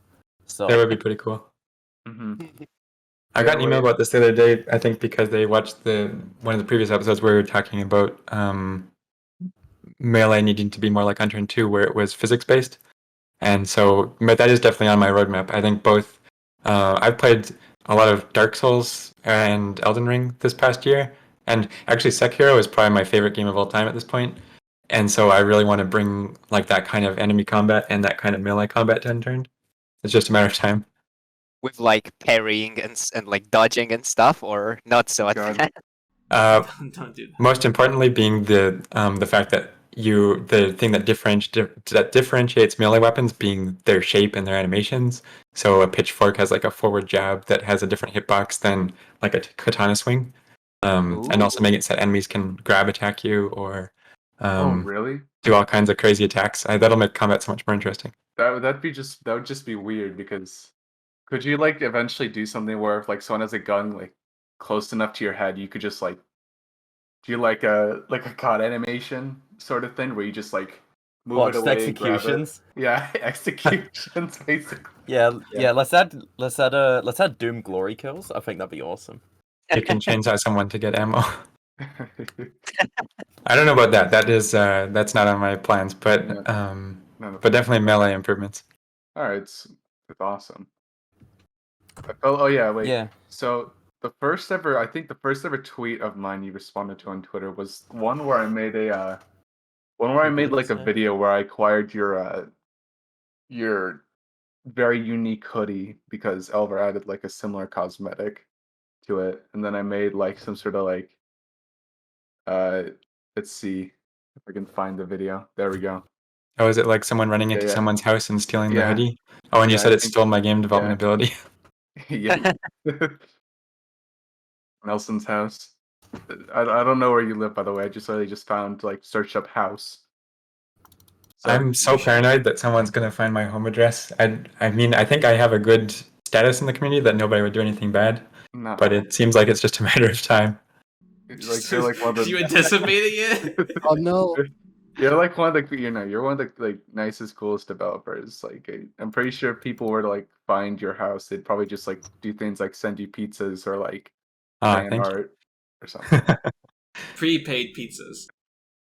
Yeah, prepaid pizzas. Yeah, Of course, of course. it'd be a dick move to send a Not non-paid pizza. Not prepaid, yeah. For real. Ever since I put up the mailing address on the website, well, no, actually, it's after the jurors made that video. There's been all kinds of nice mail that's gone there, like people sending in a drawing they made of Unturned sort of thing. I really like those. I have them all saved so that I'll keep all the player mail people send. I had so many drawings of Unturned that I did in art class, but I don't know where they are. Like I misplaced them, which made me so sad. Well, It's interesting because, sorry to cut you off, but Ooh. also I remember there's other game developers that do exactly the same thing. They have like boxes of their stuff they have saved from their fans. it is really cool to receive. I really appreciate it. Will you ever do like an unboxing video on the official STG website? Like unboxing mail. Yeah, unboxing mail and whatnot. I don't know. Maybe if I don't know. I think right now I kind of consider it as it's more like a private one-to-one communication. But if there was something someone sent that was intended that way, maybe. I see. All right, cool. There's now somebody creating like a masterful box, and they'd be like, all right, I want Nelson to open this first, and then this. And this one's making the this would original be- like first ever like Unturned like box, and it's gonna have like the first ever. It's gonna be like a mythical- mystery box. Yeah, mystery box. Yeah. Someone used to do that. As long as it's not a glitter bomb. That'd be the Or epic Nelson's prank. just gonna announce on Twitter, okay, guys, Unturned shut down due to a glitter I'm bomb. done. I bet I'm As done. I have Yeah. bad news. What's that? Yeah. Sorry? Should Okay. we not should we go for the server questions? No, not yet. I want to ask one more thing before we get into that. I've been wanting Right. to ask this. This is one of the last questions. No, I'll take that back. Okay, this question is in relation to, I think, was not your fault in the slightest, but it is an extension of Unturned, and I do feel really sad about it every time I think about it. was obviously Unturned console. Oh, Yeah. What is your relation from the beginning of Unturned console? Like, how was the conversations like? Like, what led up to it, and how did we end up with the final product? I think it's complicated to talk about because I don't think I can actually, for complicated reasons, I can't talk about what led up to it because of non-disclosure agreements. I don't think there's any way I can discuss it without breaking NDAs, unfortunately. Okay, that's fair. I'll say, I'm immensely sad about it. That's all I can really say about it. All right, well, I guess we can go into the questions that the wait, I want to say one more podcast thing have about made for console. Hmm? I want to say one more thing about console. It's just more of like a personal like feeling, but it was like kind of surreal to have console because I feel like I remember talking with some really old friends in the Unturned community about like saying, "Oh my goodness, like hopefully Unturned will eventually have a will be on like Xbox and whatnot. Like that'd make the player base grow so much." And it's like it's crazy for it to crazy for it to happen. I honestly was really excited for it because I admit I would have bought it for Nintendo Switch if it came out. The best Unturned console release is clearly Steam Deck. Yeah, someday yeah. I want to add better Steam Deck support. It's been kind of on my back burner. The main reason I got the Steam Deck was because I want to add better Unturned integration there. But again, that goes back to the interface stuff and the future the future user interface. What am I even saying? The future Unity user interface versions and adding controller support there and stuff. Cool. Not in relation to Unturned, but there are so many free games that have cross progression with console and PC now, and even mobile. It's just crazy. I want to do something not with Unturned. Someday I want to, it's cool. All right then. This first question from the Unturned Podcast Discord server is from Toothy Durite, and he asks, "Round waffles or square waffles?" I guess round waffles, just because that's the ones we buy. Next question he has for you is: the Mega Zombie was in 1.0 and 3.0, but absent from 2.0. Any particular reason why it was skipped that version? And was there any plans to add it, given it was added to 3.0? That's an interesting question. I don't really remember what was going on with the Mega Zombie there. Maybe he was on vacation. He was on vacation. It's the official lore explanation. All right, write that down for whoever's listening. Yeah, Knight, write it down. I shouldn't be trusted to say anything about the lore. I'm just that should not be canon. That's already been decanonized. Damn, he's cutting it, bro. Some people were writing that down, and he just ruined it for them. They're like, no. All right, the next question he asks is, what's up with the crashed clothes dryers on the map? Are they just there for players to dry their clothes while traveling? So that was originally a joke because the DayZ mod had just piles of garbage everywhere that had washing machines in them. And so for Unturned, it was kind of like an Easter egg that there was this similar pile of garbage with a washing machine in it. And then at some point, it was kind of put in the lore that there were people dropping or airdropping washing machines. From like space stations. I don't remember if it was space stations or the airplanes, but that's why they have good items in them, because they're trying to be helpful. Oh, that's so nice. Okay. The next question he asks is, would you be down to share more new images of various unreleased map projects that only have a few images to their name? Example being 2.0 Arizona and Unturned 2's Pine Ridge, which I believe had a few versions. Would be cool to see and get inspiration from those, especially from possible recreations.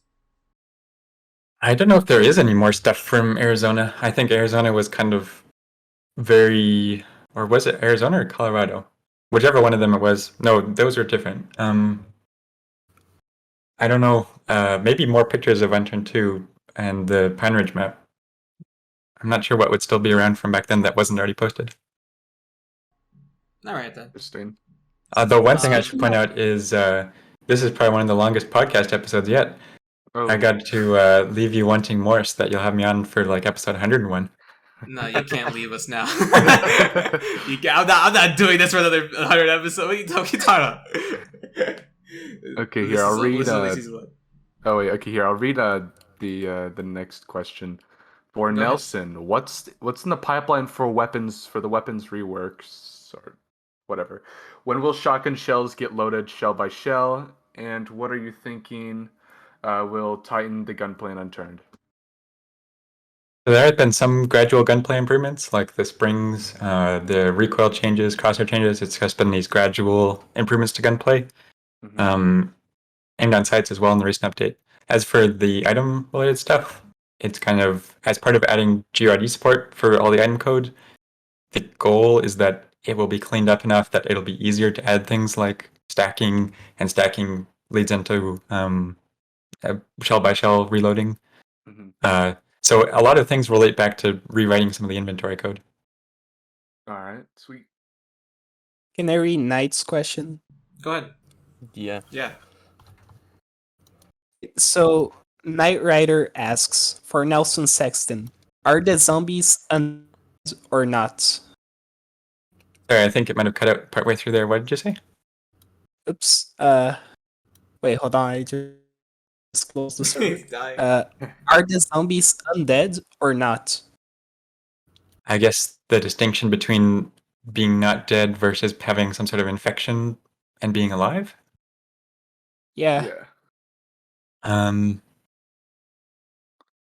I think we'd have to ask a Scorpion 7 scientist about this. It's not my area of expertise. Noted. Okay. The next question is, what's the lore behind the pirate zombie boss, and how did it come to exist? That's also a good question. So I guess there you find all these different pirate-related items, and you do the ritual at the Soul Crystal. So maybe somehow the ritual is summoning a pirate zombie? Oh. That's interesting. Very.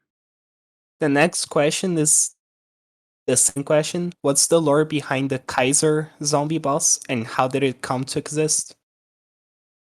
So that one's a little bit simpler because the castle there was completely locked down, and we teleport in to go fight the Kaiser zombie.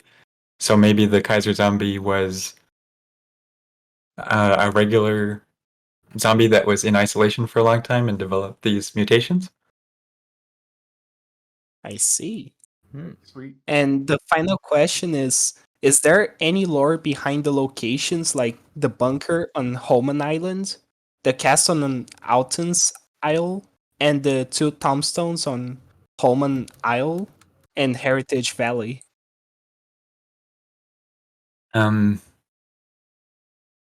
So I think there was kind of this idea that the bunker in PEI was like a secret Russian spy base. Maybe I shouldn't say Russian. It was a secret spy base. And so then there's a counterpart to it on the Russia map where there's that another spy base near Silo 22. And so it was kind of the idea that each country has like some spies living there. Interesting. So in the end, the bunker was always like a teaser for the Russia map, after all. Not really intended as a teaser, but just well, I mean you could argue that, but it was I don't know, I've always liked the idea of spies, and I always liked a lot of spy media. I see. What about the what castle about- on Olton Isle? I think there's less of a lore reason for that and more just to give something unique to that island, where otherwise it would just be an empty island. I see. And the two tombstones on Island, sorry. I don't think there was a lore reason for those specifically. There is one tombstone in PI that has more significance. That's the one that was added more recently. But I don't Yeah, think that's- those two represent something specific. I see. The lore, though, the lore. What is the The lore? The Now we have the Lorian. Knight Rider to discuss. There's another question from Spabby. He asked, if you can create any other game right now, what do you think that would be? Maybe we discussed this already, but I'll just ask it again. I think that's a difficult question because my answer probably changes week by week. While I'm working all these other like little hobby playing around projects, like recently I've been playing around in Godot. I like to, be trying all these different tools or technologies or APIs because I think it helps me get a wider view of how to work in Unturned. So right now it would probably be the kind of shooter project I described earlier, but again, it changes a lot. He also asked, what is the most spaghettified thing you've ever developed in or outside of Unturned? Things probably get less and less spaghetti as I got older. I mean, anything I made as a kid was undoubtedly spaghetti, and Unturned has inherited a lot of spaghetti from. I mean, a lot of Unturned code I wrote when I was maybe 14 or 15, and so that is pretty spaghetti. But I think it gets overstated in the community. Like people say, this is impossible in Unturned because of the spaghetti code, or Unturned is buggy because of spaghetti code, or Unturned has bad performance because of spaghetti code. And I think that's not necessarily true. There are some parts of the code that have poor performance, in part because they were poorly made or poorly written. There's some bugs that have happened because I have not considered the impact on some older piece of code. But in general, it's all possible to clean up, and it is all gradually being cleaned up. Okay. Well, he also asked, are you a biking or a jogging type of person? A biking person, I suppose. I have a bike. I can't remember the last time I went running. Alright then. Next question is from Durante. He asks, will there be ever an update to the animation rig? I feel like Durante has a vested interest in this because he just published his updated rig. Yeah. I think I've been hesitant to say, like, here's an official updated rig, because mine might also not be any good. The direction I was going was doing scripted rigs for Unturned 3. The idea being you can open up an old Unturned character and run the script to add a rig to existing animations for polishing them. I also don't want to discourage anyone who is, like, for example, Durante working on improved rigs for the game, because I think it is unlikely that I will do anything official anytime soon. I wonder if I have a good, quick example of how that works. I don't know. Should I share that, or would it make people depressed? I'm not too sure. I mean, you can keep it secret. It's fine. I think he's mainly talking about, like, yeah, he did just make a new animation rig, and he wants to update the original one. From my discussions with him, it seems like that, but So would you recommend Durante's rig over your own then? I think anything is better than the one that comes with the game. Fair enough. All right. Well, he asked another question that I think I find interesting. And I'm actually stupid that I didn't ask this question. Will there be ever another map made by you? I think the only reason I would make another map is if I were working on some, like, cool new features that need a vanilla example. So examples of that being like the procedurally generated maps, or I've liked the idea of doing a bunch of gimmicky maps, but I don't know if I would actually follow through on that. Like, I like the idea of a map that's moving, because there isn't anything like that right now. But I don't currently have any plans to make a new map. Okay. He also asked, what do you think is the most hard-coded thing in Unturned? Well, everyone jokes about the bayonet. I think the reason things like that happen is it's this one-off item, the bayonet, that at the time it didn't warrant the hassle of going to make a new asset type that has some parameters for it. It was just hack in bayonet support, we're good to go. And I don't think there's anything necessarily inherently wrong with that. Like, there's no point putting a whole bunch of work to make something customizable if it's just one-off or if it might be removed. And then, so I think that's kind of how you prototype a game: is you go and you like get some placeholder graphics, you write some hacked together code, and then you go back and you rework it as needed. It's just not good if you let it become a bigger and bigger mess. But Bayonet is pretty isolated, and so I think what would happen there is at some point I want to add the ability to have like secondary weapons as part of guns. So like an underbarrel shotgun, underbarrel grenade launcher, underbarrel bayonet, and as part of that, it would make sense to go back and make Bayonet customizable with, maybe different melee animations and different damage parameters. But I don't think there's anything inherently wrong with the way the Bayonet is right now, except that it sucks for modders. Okay then, I'll give you that. Last question he asked is, do you think the Unturned 2 should have been a thing or not? I think if I could go back, I would tell myself not to do everything that happened on Unturned 2. But I think I learned a lot from it, and we can't change the past, I guess. Yeah, we can't. We can't. 2 people listening. We can't Okay. yet. Then this question is from Eunice, and I think I have a vested interest in this question personally, because I think I'm not gotten a clear answer from Mal. Do you accept him as the king of the SCG forums? I do not accept Eunice as the king of the SDG forum. A clear answer. No! It is over. It's over. The raid is over. The rise and fall of Eunice. Well, but that being said, there's nothing wrong with political upheaval, or, well, maybe I shouldn't. Maybe that's a little extreme to say, but he can have his rebellion and try and gather support. Would you accept him if the whole community were to back him as the king of the SCG forums? I never will accept Eunice as my king. Maybe not as you. Okay, I told this scenario to Molt, because I don't see Eunice being above you guys. I see Eunice being servants of you, such as like in real life, how kings are servants to God. Well, that's usually how they frame it, right?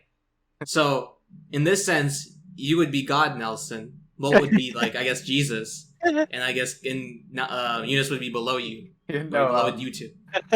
Molten suggested instead of peasant or like servant, he said like jester is like an Yeah, open. Molt said that the position of the court jester is open. Yeah. So. I think I could be mixing people up. I think Eunice has kind of a history of controversy. What's the right word? I think I would have to double check what Eunice has actually said before he would get the role of jester. You should probably just have the lexicon right now, Stas. Eunice says a lot of things. Yeah, Eunice said a lot of things. There's a bit. But I don't think it's majority of it's not like inherently bad. So He's a little silly guy on the internet. Okay, here he's a bit silly. if we're gonna answer the questions, I have to go make a sandwich. He's eating a sandwich. Okay. This is from Dynat. What are some of the most interesting mods and maps you've seen on the workshop? I don't know. There's a lot of fun ones. I think if I think back like longer ago, there was the nuke mod was pretty popular. That was funny. And then Spyjack has been updating Tales of the Unturned every year. No, wait, am I mixing up Tales of Terror? He's been updating Tales of Terror every year. There's, I think, probably one of the greatest and most popular mods is more farming. And every time I see a new GIF, or I guess MP4 from him on Twitter, or I guess I'm assuming him, I shouldn't assume that, from them on Twitter, it's always something impressive, like the pizza eating one, where there's like... You mean dog food? What's that? Yeah, they think it's dog food, correct? Am I correct on that? Yeah, dog food. And I don't know, I love those animations. I love seeing every one of those. Yeah, they do some really good work. I really like their work. It's surprising. I mean, they don't really have many interactions besides themselves, which is kind of interesting. I would like to peer into the mind of that person a little bit. Maybe get them on the show eventually. Season 2, maybe? I don't know. Wait, so you said you're not going to do all the way up to episode 101. Is that just because Season 2 has a new episode numbering? Well, I can't really get into... I'm debating. Okay, I'll say this. I'm debating to continue because I don't think I'm gonna start a new numbering for the season 2. I think I'm gonna continue the numbering because I think it would just be weird to be like, all right, this is episode 51, and then now here's episode 1. No, that's not the case. It's still the same old conversation. It's gonna be still the same old people talking. There's not gonna be really a difference besides some visual changes and a couple other things that'll also be added that would be secret. But I mean, it's still the same. Still the same show. Still gonna be same old me. So I think I'll continue the numbering, but I think getting to 100, if I were to hit 100, I don't know. I think that at that point I'd be like, well, I think I've done this enough. I don't know, no pressure, but I really enjoy it. I like listening to it every week. It's I think it lets me kind of listen in on other people's perspectives of the game. You've listened to how many of the episodes actually? I think I've listened to most of the episodes, except for the episodes with people I don't like. All right, so like half the log has been removed. The log? Funny. The log, the catalog of episodes. Oh, no, only a few people. That's funny to think about. Now, if someone gets a screenshot of Nelson's like viewing of the episodes, you can see what episodes he did not click on. Oh, that's funny. No, but we'll get into that a little bit later. I guess I want to talk more about that kind of aspect of stuff. Yeah, let's go back to questions. Well, but this episode's going to be really hard for anyone to listen to. If this episode is already 2 hours long, people are going to be intimidated. People are going to be insane to listen to As long as you don't ever say in the video how long a video is, people won't notice. It's that simple. Yeah, people won't notice. People So I shouldn't have said it's 2 hours. Yeah, you should say it's like 30 minutes. Yeah. So now that we're 10 minutes into the episode. Yeah, 10 minutes. Yeah, exactly. Wow, these 5 minutes really felt like 2 hours. Yeah, that's really Yeah. crazy, isn't it? Yeah. All right. So Merle asked the question: "Is when am I getting a screenshot shirt?" Which is a joke, but I think it is an interesting question to bring up. Of will you do more like competitions for like screenshot awards and stuff like that again, like you did in the past?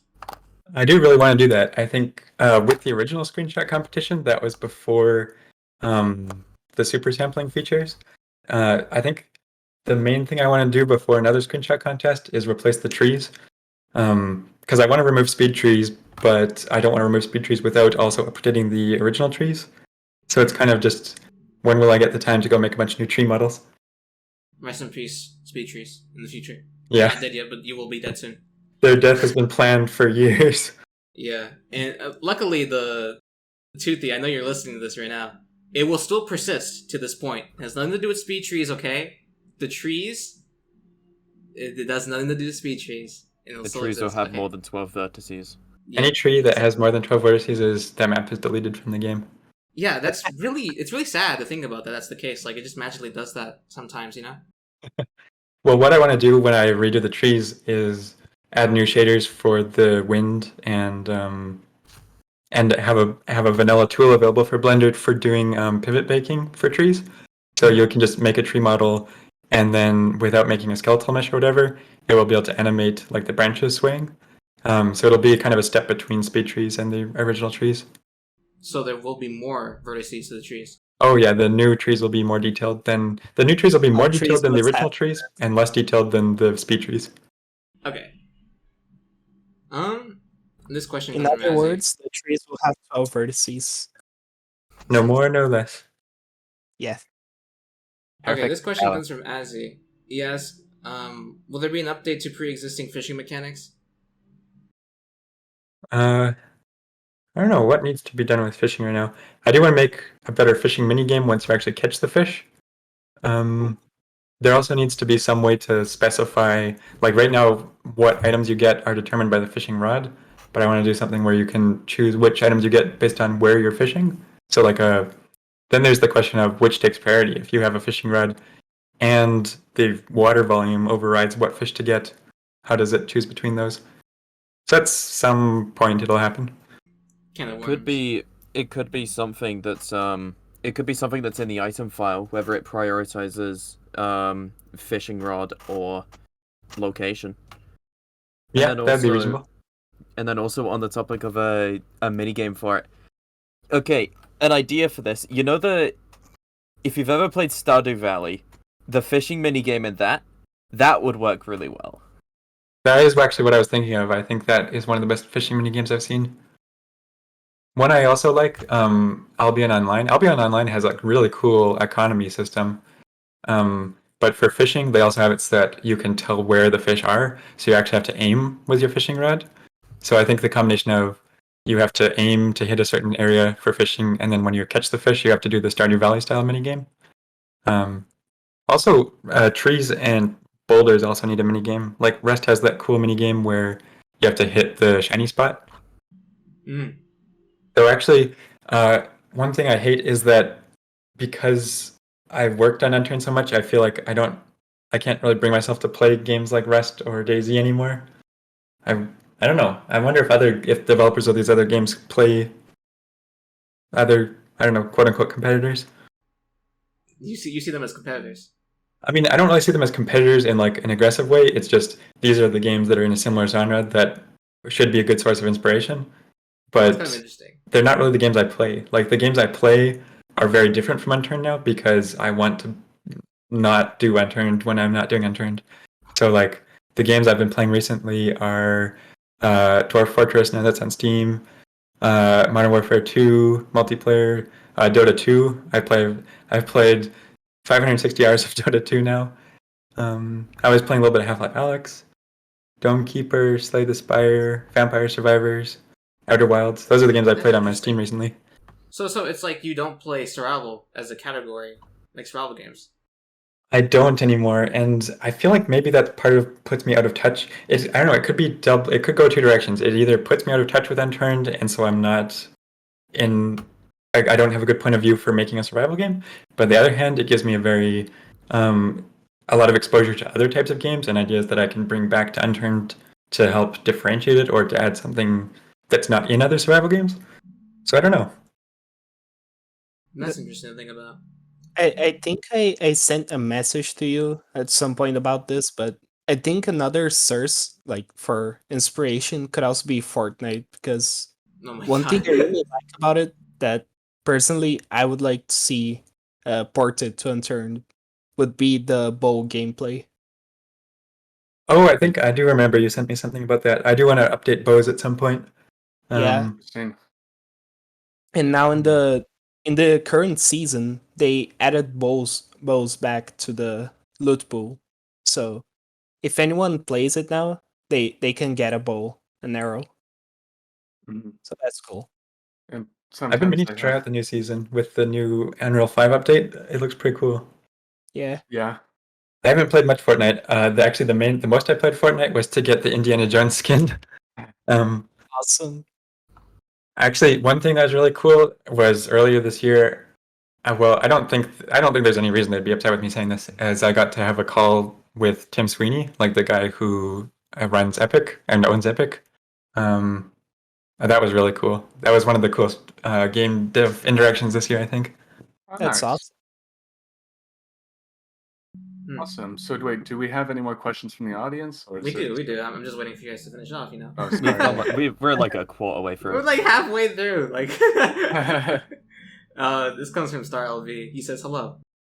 Hello. I think I've gotten a lot of emails from Star LV. Really. I'm always Saying paranoid hello. that I'm going to meet someone. Well, maybe paranoid is the wrong word. I'm worried that I'll meet someone who I've talked with a lot from Unturned in real life or like in a call, and I won't be able to place like, did I talk with you over email? Did I talk with you on Discord? I made I a hope joke I'll about remember. that. I don't know if you remember, Nilsson, but I made a joke about that. Where I joined a call you had with the community, and you said directly to me, "I'm not sure if I ever talked to you before." Oh, I was just joking. Sorry, No, you I'm not- clarified under the. I made a meme of it, and you clarified under it. You said like, "Oh, that was just in relation. I mean, like in voice calls." I'm sorry. I'm not too sure who you are. Actually, I think the first time we really talked was, I think you sent me an email that you were angry that I hadn't seen your emails before, and it turned out to just be this big misunderstanding of like, I don't know, I think maybe it had something to do with like that you'd been trying to talk to me through Sven, or I don't There know. was a lot of ordeal. I we can get into that after the questions if you really want to. But yeah, that whole ordeal, that whole conversation is such a Yikes. I think also it has changed a lot over the years. Like, I think MLBB mentioned that I'm a lot more accessible now than I used to be. And it is true that I was kind of lucky that MLBB was kind of essentially an Unturned community manager, like unofficial Unturned community manager for a while, when I was more inaccessible. Yeah, I've noticed with Unturned, like from like a developer, from like reaching out to developers and then also reaching out to like community members which are being like held at like a higher standard. People like Danaby, it's a lot easier than other games and communities. Like anyone could just like message like you or Danaby and then they'd get a response. Whereas It is with really other nice. games, people who would be at that standard wouldn't respond at all. I think maybe part of what helps with that is that Unturned is a closer knit community. Like it's a little bit smaller. But it is really nice of Danaby to respond to people and help people. Like, he doesn't have to do that, but he chooses to do that. Yeah. I imagine with something like, I don't know, like CSGO, that community is so big that it would be harder for developers and for content, or I don't know, what's the word, like mappers to be responding to questions. Yeah. Yeah. Alright, Yeah. so these next questions come from a trial. Will you add new tools or functions for the map editor? And will you fix long-known bugs, such as offset disturbance when moving objects with local coordinate mode translation? So I think when they're talking about local coordinate translation offset, I think they're probably mentioning how there's a bug where if you drag the same thing up and down a lot, like if you grabbed it and you dragged it up and down rapidly, it would slowly drift horizontally. And so the reason for that was it was error accumulation from adding the position constantly back to itself. So sort of like a loop back error accumulation. And so that was fixed a few updates ago by making it so that it would save the position of the object before you start dragging it, and then add the delta specifically to the original position. So that should have been fixed. As for new tools, I think I do want to gradually improve the editor. There's a lot of low-hanging fruit for editor improvements, like making it undo support for everything. And so this year, kind of the big editor focus was getting rid of the dev kit, and I was so glad to finally get rid of the dev kit. You But hate that thing. yeah, it was such a mess.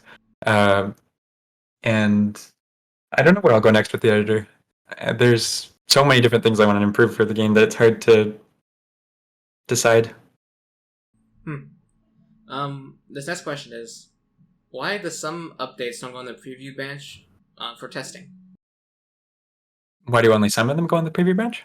I assume that's what they're asking, yeah. So I think technically every update should be on the preview branch. It's just a question of how long it's on the preview branch and who knows about it, I guess. Usually everything on the preview branch, there's someone it's relevant to that I'll talk with about it. And also there's usually some people who I say like, hey, what's new on this preview branch version? And so I say, this is what's new on the preview branch version. And then they say, oh, I found this bug with it. So actually that's pretty helpful then that there are people who are testing it ahead of time.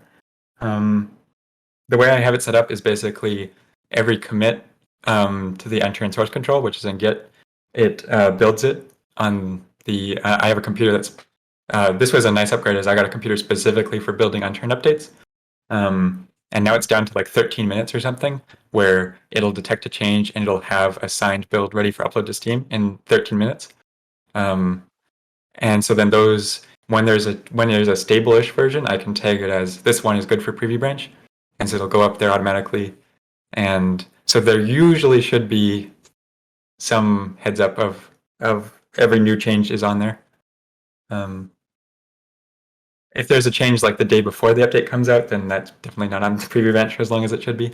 It's hard to lock in though that like this is, or to say like a week ahead of time, this is what's going to be on the preview branch for a week before the update, because there's always like, oh, there's this little bug fix that it would be great to include in this, and then you never know what'll happen. I see. Okay, well, this next question is, for which reason you decided to abandon your Trello? There is actually still a public Unturned roadmap Trello. I don't know how many people know about it. I think it's relatively accurate to my thoughts. There's some things that are on there, like the melee changes.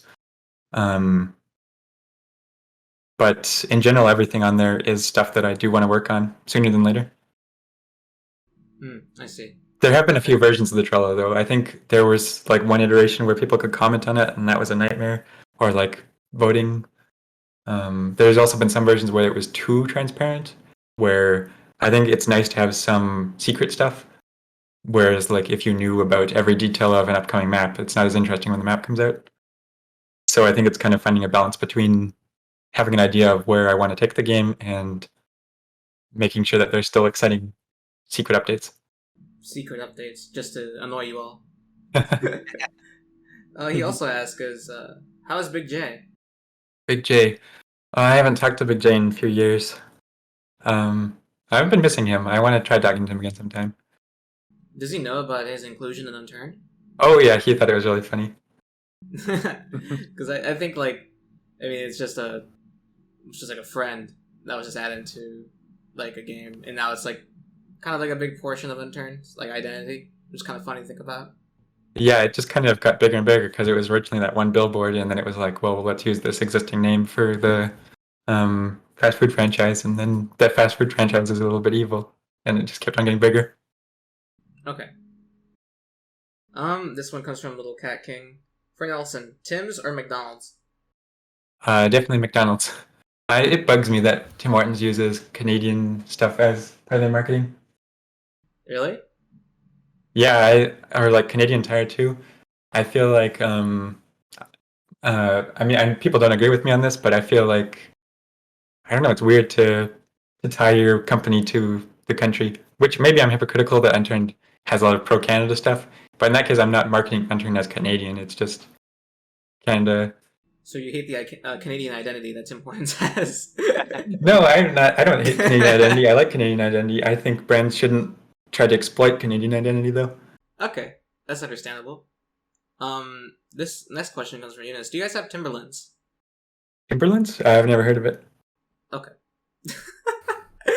It's like I think it's a shoe. I'm pretty sure it's 100% a shoe. Yeah, it's. I think it's shoes. Okay.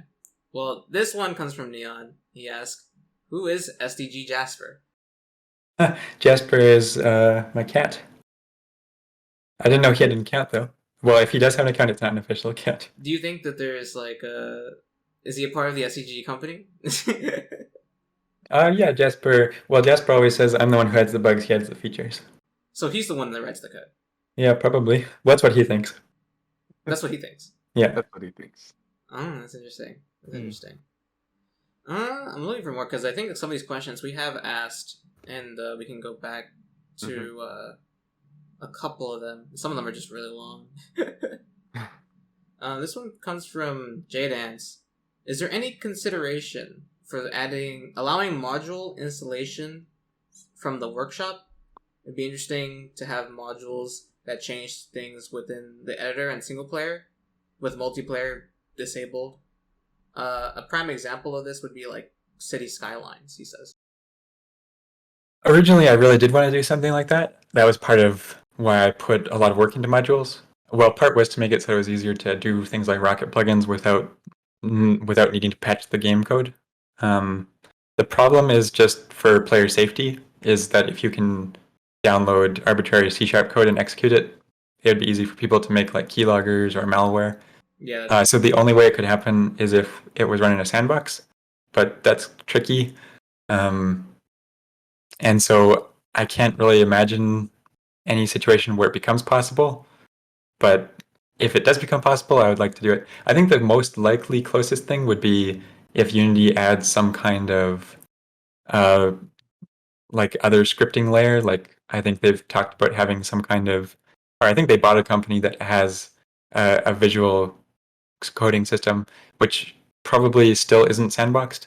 But if there were some way to have a sandboxed scripting system, then it would be possible. I see. J-Dance also asks, what was the worst code you had to rewrite? The worst code I had to rewrite.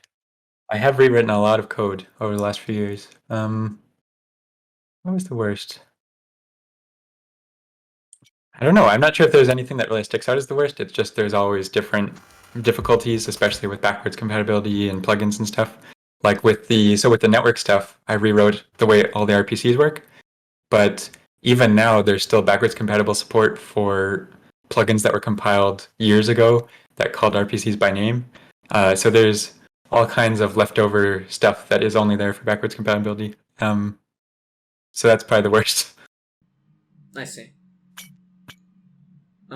This next question is asking, looking back, was Unreal Engine better compared to Unity? I think Unreal is on a really good track for the kind of game that Unturned is. I think Unreal, so like 10 years ago, Unreal was very focused on like single player shooters that are in corridors, right? Like Gears of War.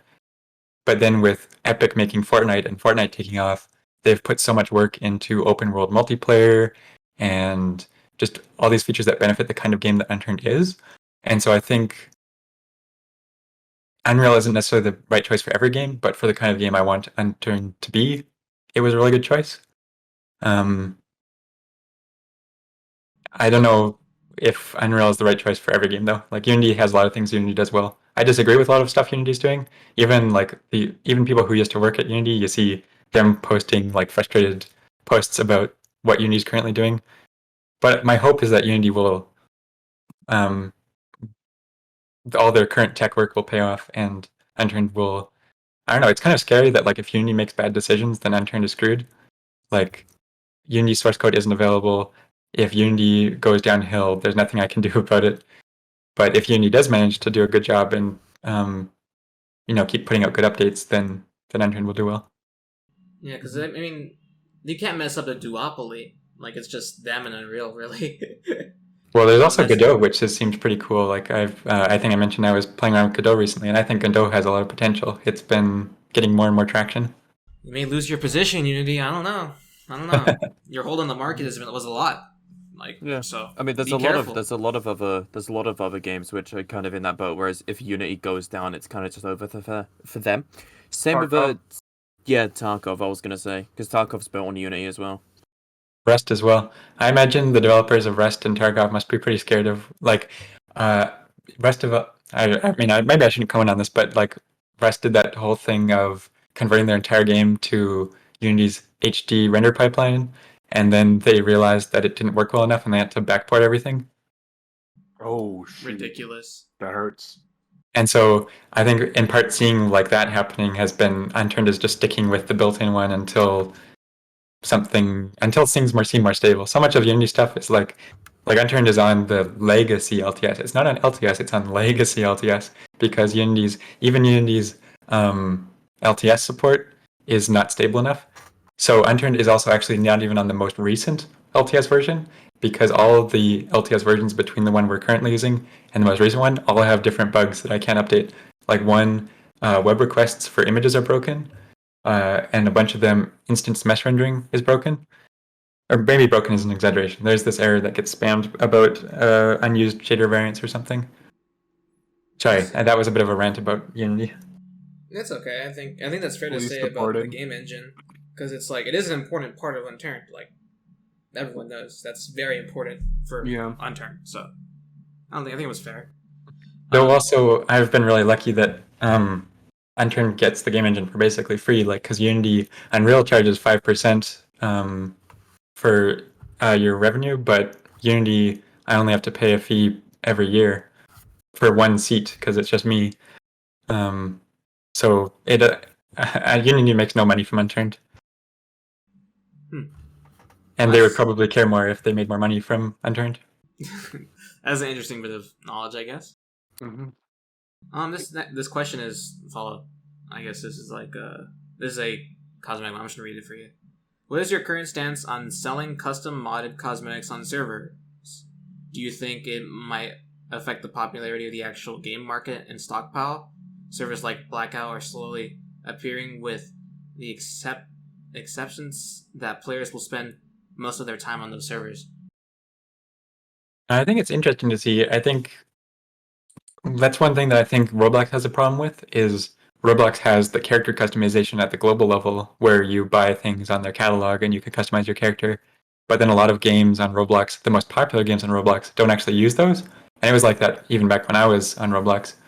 And so I've been a little bit hesitant about how will this affect Unturned. And so there's servers that like disable the vanilla cosmetics or that are selling their own items. I don't think there's anything inherently wrong with it because like I've been trying to encourage people to go for these more cosmetic monetization rather than pay to win monetization. I don't know. It'll be interesting to see what happens. Okay. This next question is from Azzy. He asks if Unturned VR will ever see a return to be fully fledged supported. Definitely not.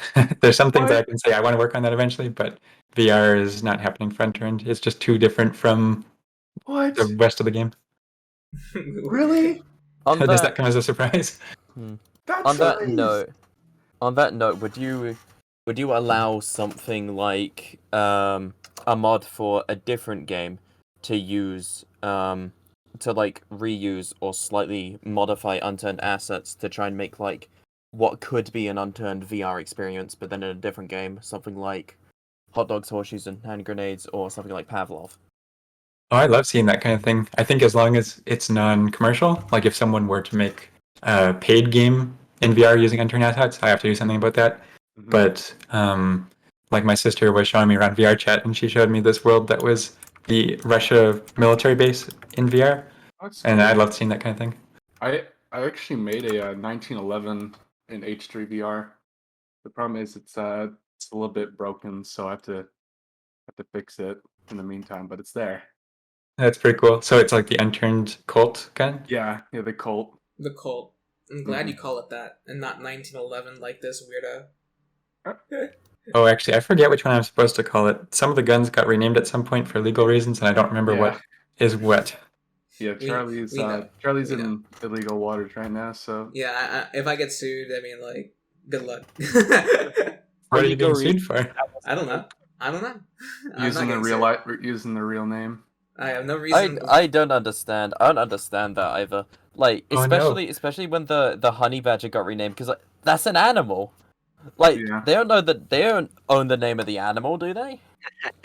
I would just like to edit my statement. I just checked the files, and I mistakenly referred to the 1911 as the Colt. I meant to say 1911. Oh no. I made a severe and lapse in my judgment. Okay. All the gun people are getting mad in the comments right now. Yeah, they're We're listening to typing, see, even though we like, haven't released the podcast yet. A cease and desist. It's gonna happen before the episode's out. I'm always so scared that the companies can get sued for some reason or another, like Smart Leaders Games. I really hope it doesn't happen.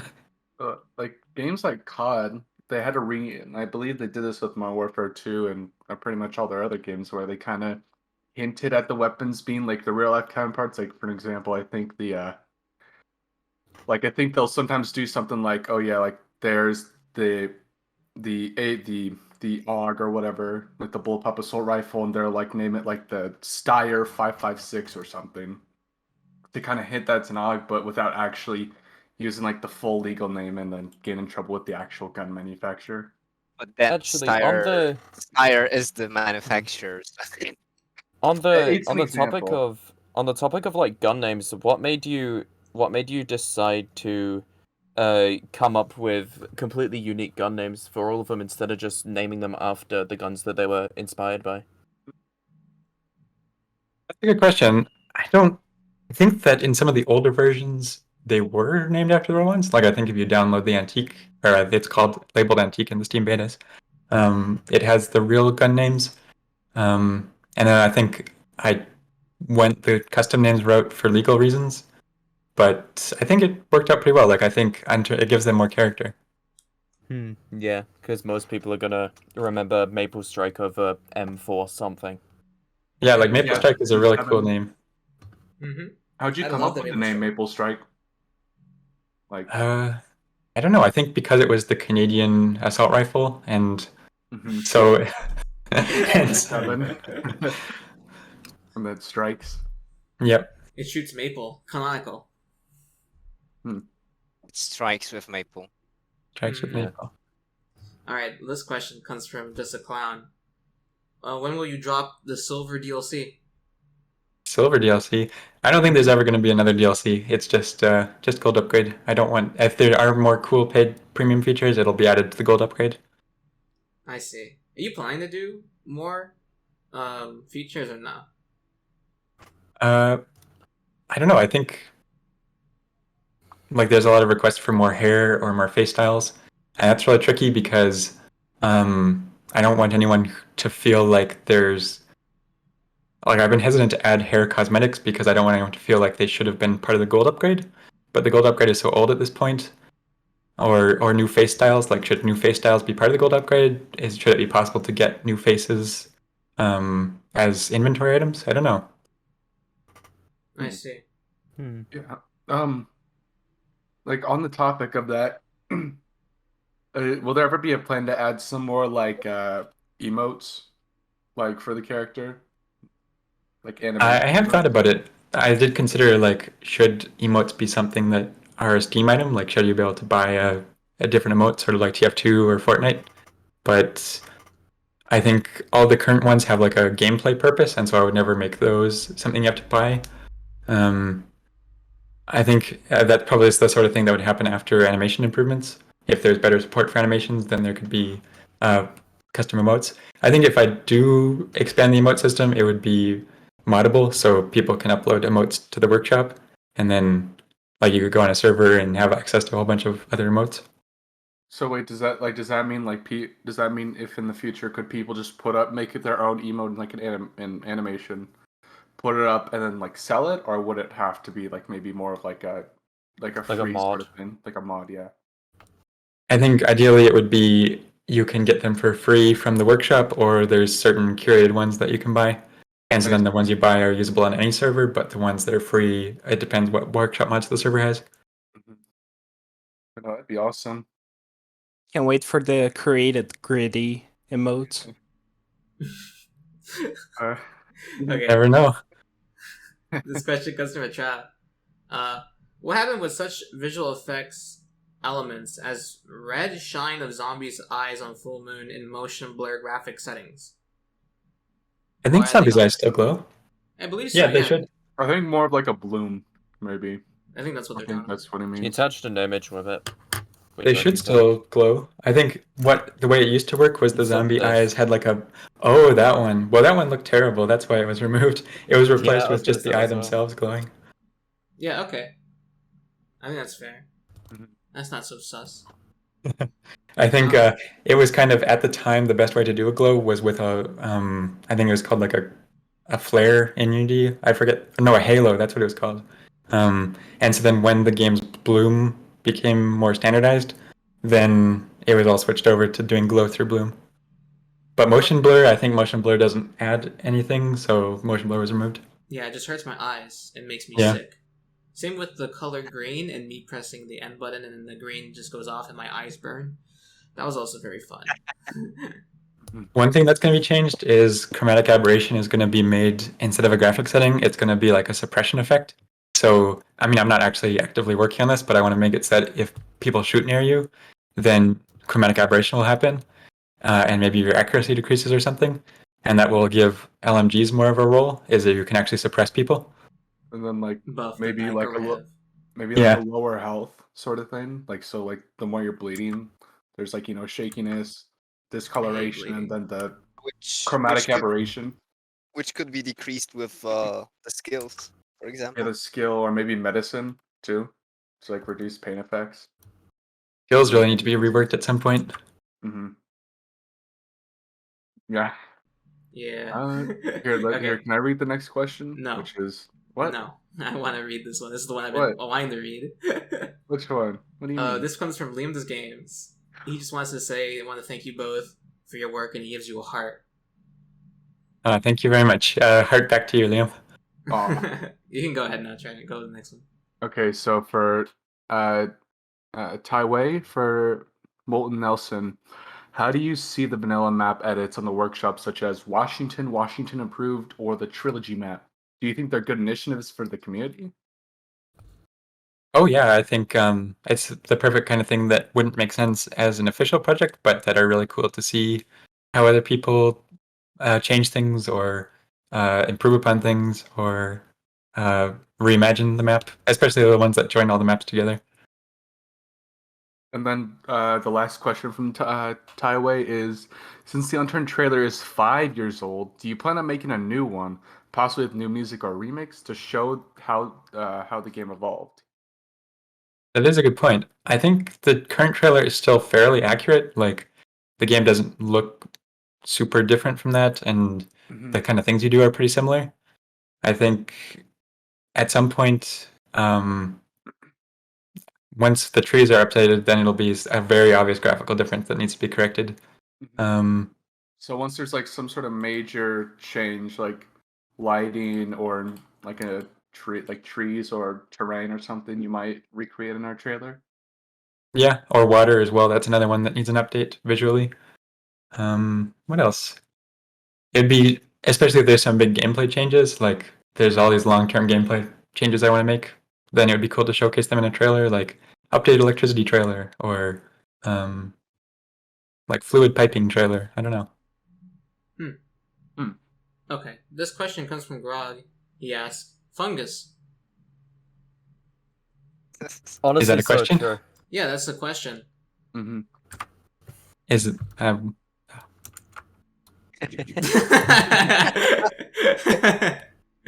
So real. I guess I could ask this because in relation, I think what he's trying to say here is, what is your opinion on fungus? I would assume most fungus is probably bad. All right. That's it? Yep. Okay. I did it for you, Grog. Did it for you. I'm looking through more questions. There's a lot of repeats of stuff that we've also talked about and stuff.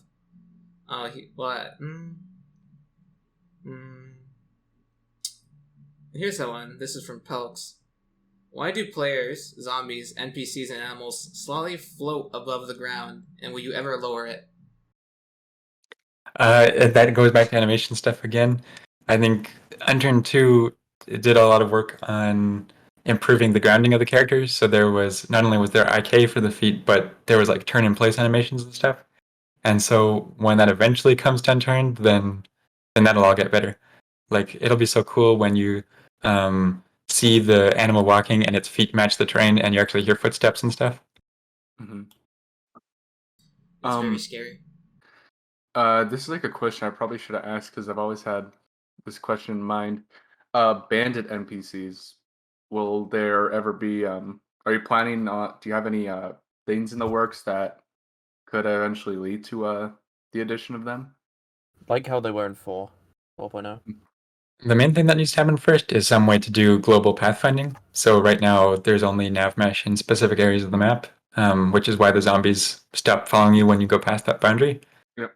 So once there is nav mesh or something everywhere, then we can have zombies like do horde raids on your base, and we can do animals being a little bit smarter, and then eventually we can do bandit NPCs. I imagine the nav mesh changes like a very big bear to wrestle when it comes to developing. I think the main thing is that, so Unity had this new nav mesh feature they were like excited about announcing, but the problem is that you can't save and load it at runtime. And so because Unturned maps use an in-game level editor, there's no way to pre-calculate the nav mesh. It would have to calculate the nav mesh every time you load the map, and that would just take so long that it's not an option.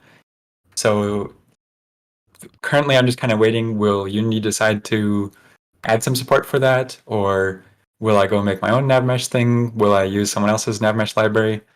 It's all kind of up in the air right now about what direction to go. Okay. All right. This question also asks, will you ever expand the destruction of objects? For example, breaking a sign upper part doesn't break, the pillar of it does, and it comes down with it too. I think, I don't know, that kind of thing should be possible with the current destruction features. I think the main thing that would benefit destruction is if you could destroy more of the like buildings and roads and stuff. Because right now all the small stuff you can destroy, but nothing big. That then becomes complicated though. Like if you have a base on the second floor of a house, and then you destroy the house, then the base needs to fall apart. Yeah, I guess an easy way of like explaining that would be, like what you showed us earlier with the Lego thing. Like destroying the lower parts of something will make the rest of it fall down. I think that's what he's asking. if Oh, that for would be player expanded. houses? Yeah. Yeah. I was doing some work on that. So the new structure system, I mean, quote unquote new, because it was a few months ago now. It has tracking for that kind of thing, so that in the future, with some more work, it could fall apart.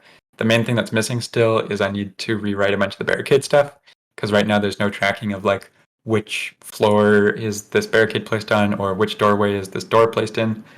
And so once that's added, then we can add better destruction features for player bases. Are you fundamentally saying that this will be remove Skybase as a whole? If that were to be a thing? I don't know if I would remove sky bases. It is kind of also, like you said, part of Unturned culture. Like you were saying, greenskins are part of Unturned culture. I don't know if sky bases are part of Unturned culture. One I think option they would be are.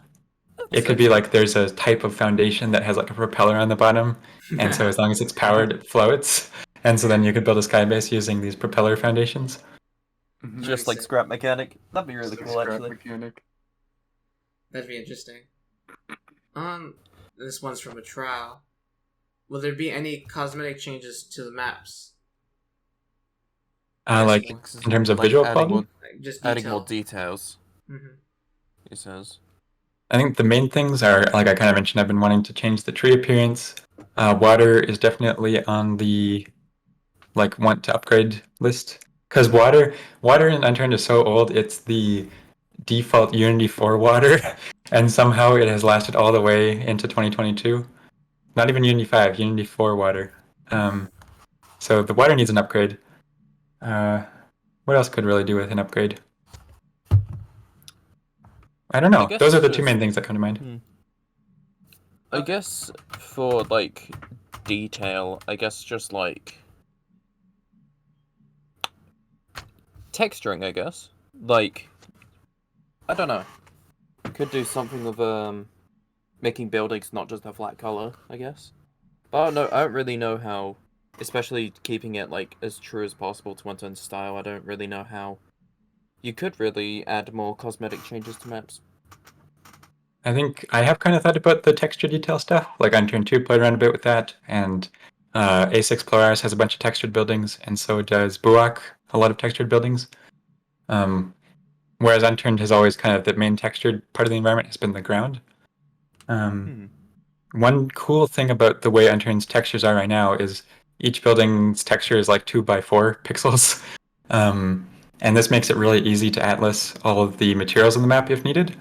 So one thing I did a few years ago was not only can all of the meshes in the map be atlased automatically as long as they don't have like wrapped textures or repeating texture filtering, as well as merging meshes. And so that's kind of like a trick up my sleeve for performance. At the time, the performance trade-off wasn't worth it, but it's been on my list with Buak. Buak has a big maybe this is something I shouldn't say. Never mind. I didn't say anything about that. Don't say anything. But I think it will help in that case to do mesh or both texture atlasing and mesh merging. And so Unturned's graphic style will come in clutch there to boost performance a lot.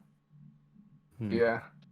Right now, one thing it bugs me when people say Unturned is terribly optimized. That's a very common saying, and to some degree it's true. Like there are parts of the game that are poorly optimized, but right now the majority of Unturned's performance problems are from rendering on the CPU. As in, the game is not rasterizing anything on the CPU. It's from submitting all the meshes to the GPU, and so any improvements there are going to significantly increase the FPS. Like we could see like double the FPS as there's improvements to CPU rendering performance. And so that can happen either on Unity side with, I think Unity's been working on Javifying rendering or whatever. And then also reducing draw calls on the CPU will help a lot there. And so a big part of sorry, this is a big tangent. I will stop. You gotta get going, it's fine. I mean, I've seen the point of like Unturned is terribly optimized. I've seen that point a lot, and yet I've never experienced an issue like that. I don't think I've ever actually found like a PC that can't run Unturned to an extent, especially with some of the more newer optimization updates. Like older laptops and stuff can still run it at like pretty decent FPS. It can still be playable on basically anything. Yeah, I think some of it is people want Unturned to run at like 120 frames per second. The expectation is kind of, or at least I think for some people, the expectation is CS:GO runs at 400 frames per second. Unturned doesn't look as good as CS:GO, so why doesn't Unturned run at 400 frames per second? But I think it's a bit more complicated than that because Unturned is an open world game and CS:GO has a lot of clever tricks to employ. Yeah. And it's not like Unturned is perfect. Unturned does have a lot of low-hanging fruit optimization-wise, and there are a lot of things to improve. But I just think it's not as bad as some people make it out to be. Yeah, because especially with stuff like CS:GO's rendering, I think something that Source Engine does is I don't know if they still do it, but I remember an old way they used to do it was they would divide like the entire map into rooms and then only render the rooms that you're in and then like the rooms that you could see and stuff like that. Whereas Unturned doesn't do that because everything's so open. And I think that's kind of the reason why Danger Zone was kind of like poorly optimized in some people's eyes, was because obviously they could see that now that CS:GO wasn't rendering everything in rooms, it kind of tanked an FPS.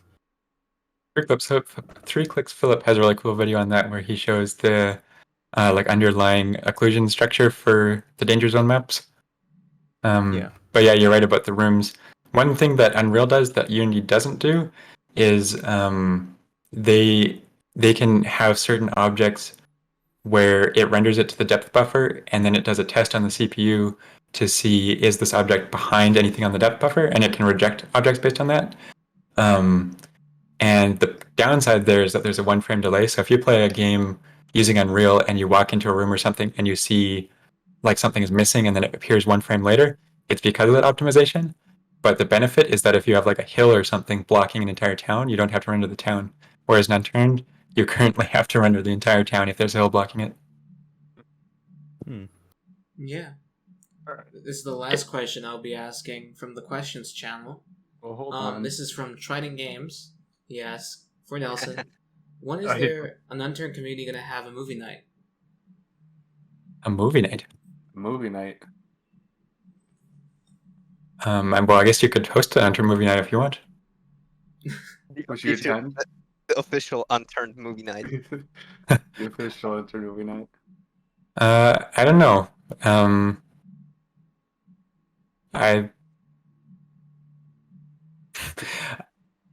Maybe I should say yes. We just put you on the spot. I just asked you like the most randomest thing. What do you mean it's random? No, I think it's.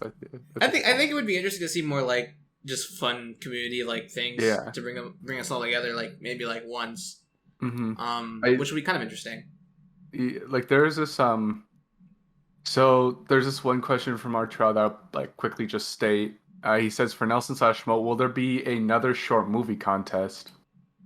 For Unturned? Was there a short movie contest? It would be cool to do a short movie contest. I don't remember if there was one though. Maybe there. Oh, there was, wasn't there? There's like a shirt that has a clapper on it.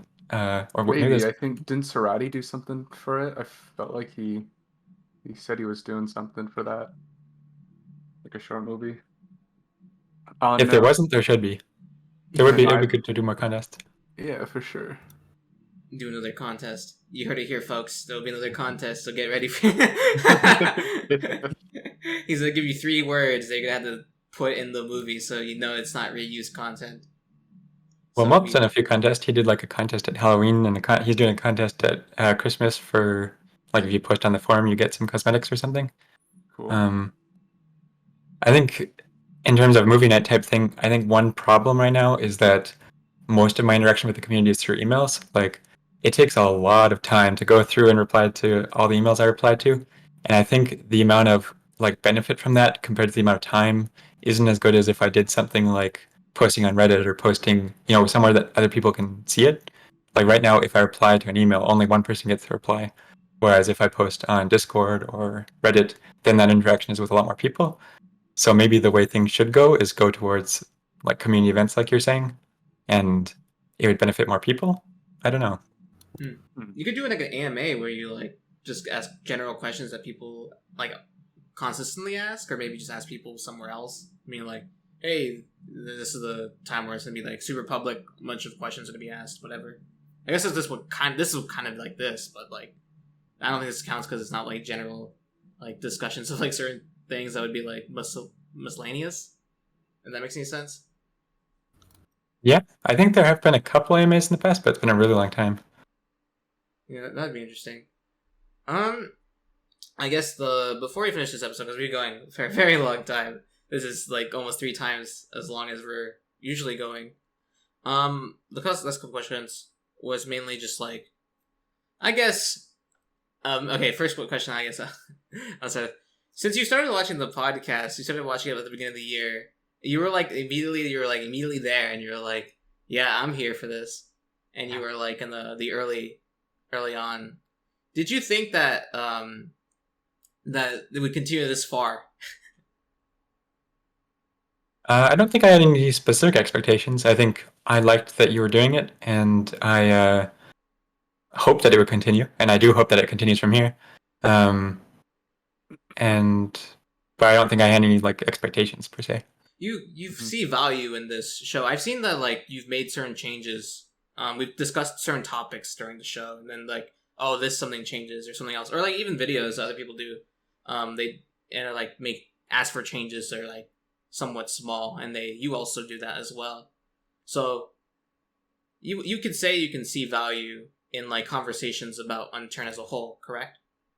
Oh, definitely. I think I tried to take into account like every video or any post that talks about changes to Unturned. I think sometimes there's a big delay between people talking about stuff and when it actually happens, because like there will be some big chain of, in my head, it's like I need to do this before I can do this before I can do that. For example, like we've talked about some animation changes that need to happen, or the user interface changes that need to happen, and so these things get really delayed. But then sometimes there's something where it's like, well, I can just do that right now. Mm-hmm. And so I imagine the bricks topic. yeah, actually that made it in sort of like there's the bricks are twice as good as metal now. But the main thing that needs to happen there is I need to do the item GUID stuff so that I can add more items so that there can be more structure items like more staircase types, more wall types, and then more materials like bricks for different slots. So it all comes back to whatever underlying thing needs to be fixed. I'm still surprised about bricks that nobody brought them up as like an upgrade from metal. I'm kind of like disappointed that wasn't really talked about in the past, but I'm glad it is now, and I'm glad it is better than metal, because it has that like there's like a higher precedent, like you can go get bricks and make your base like better overall instead of just sitting there with metal, just like very easy to get, to say the least. I don't think it makes sense. Like I don't think long term it'll be like that. I mean, a 50 centimeter, or what is it? I think it's like 50 centimeter thick metal wall. There's no way that's not as strong as a few bricks.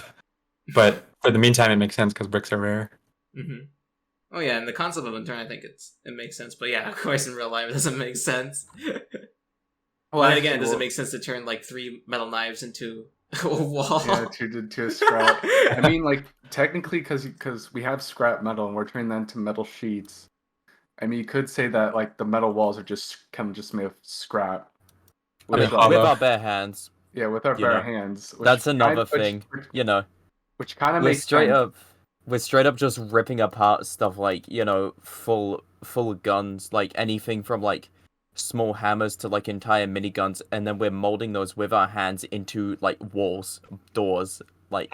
I love that about Unturned, honestly. I know people like bring it up all the time as like a negative aspect of Unturned, but I don't see it as a negative aspect of Unturned.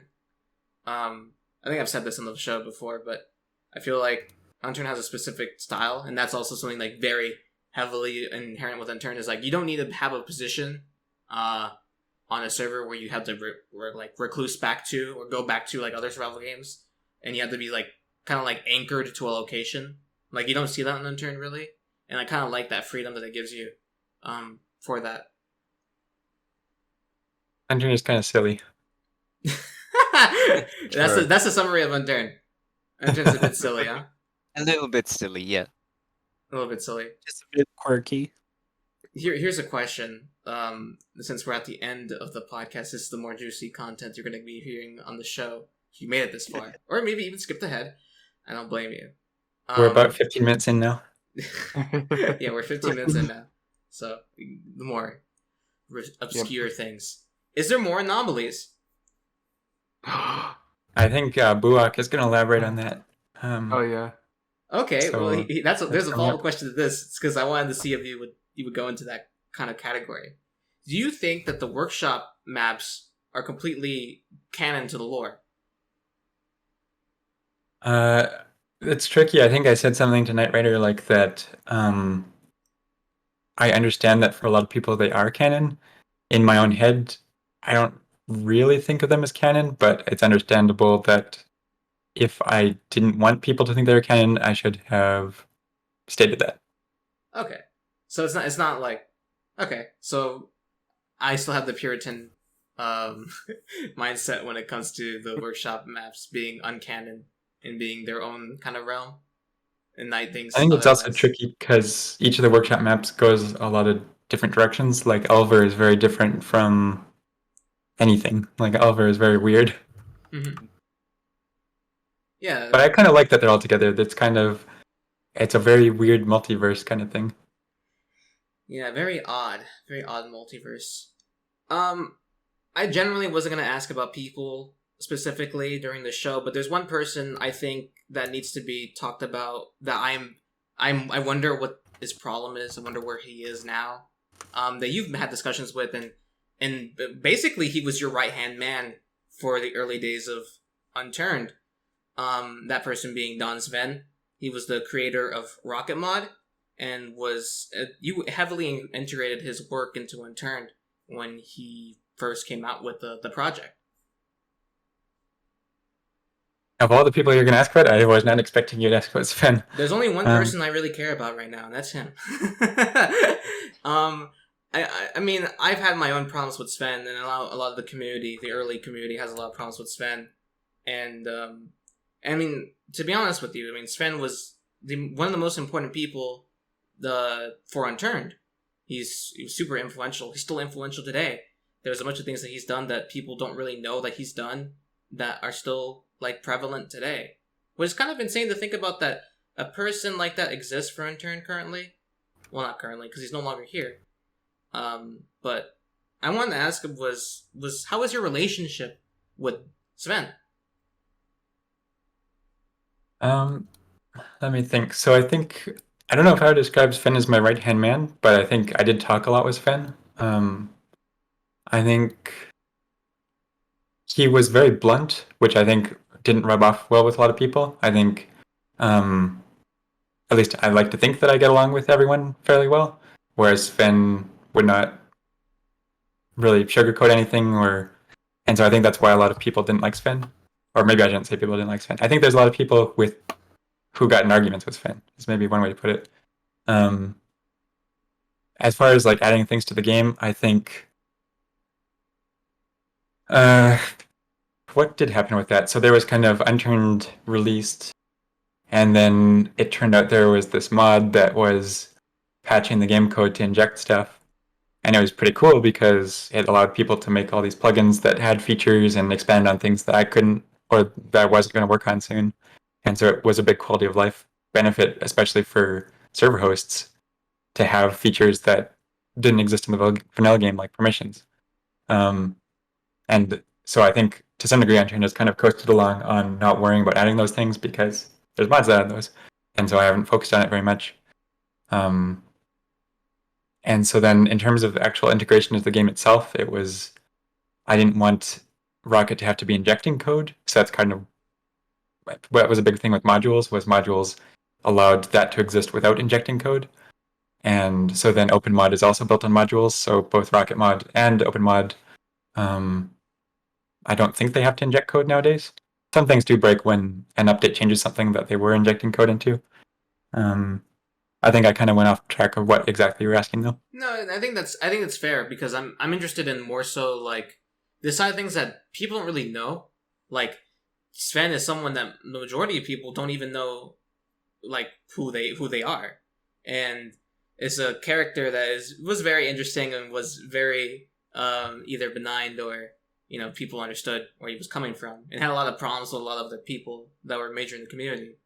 So it's interesting to hear that what you have to say about him, even though you didn't really inherently say anything about him. Well, I think so. I guess Sven was kind of the center point for a lot of the modding related stuff. So I think he got a lot of flack from plugin developers and stuff, where people would talk with him about. I think he got a lot of messages that weren't really appropriate for him. Like they would be asking him a lot of questions about how do I do this, how do I do that, or blaming him for things. And I think he didn't like that, is one way to put it. Yeah, it seemed that way. And that's fair. Like, it's not his responsibility. Yeah, it is interesting to think about how much stuff he was probably handling at the time. I do know that, and I wanted to ask you about this, is that directly after Sven was already done, he was done with everything, he was like, all right, I'm hanging up my coat. And he was willing to give the whole Rocket Mod project to somebody completely different.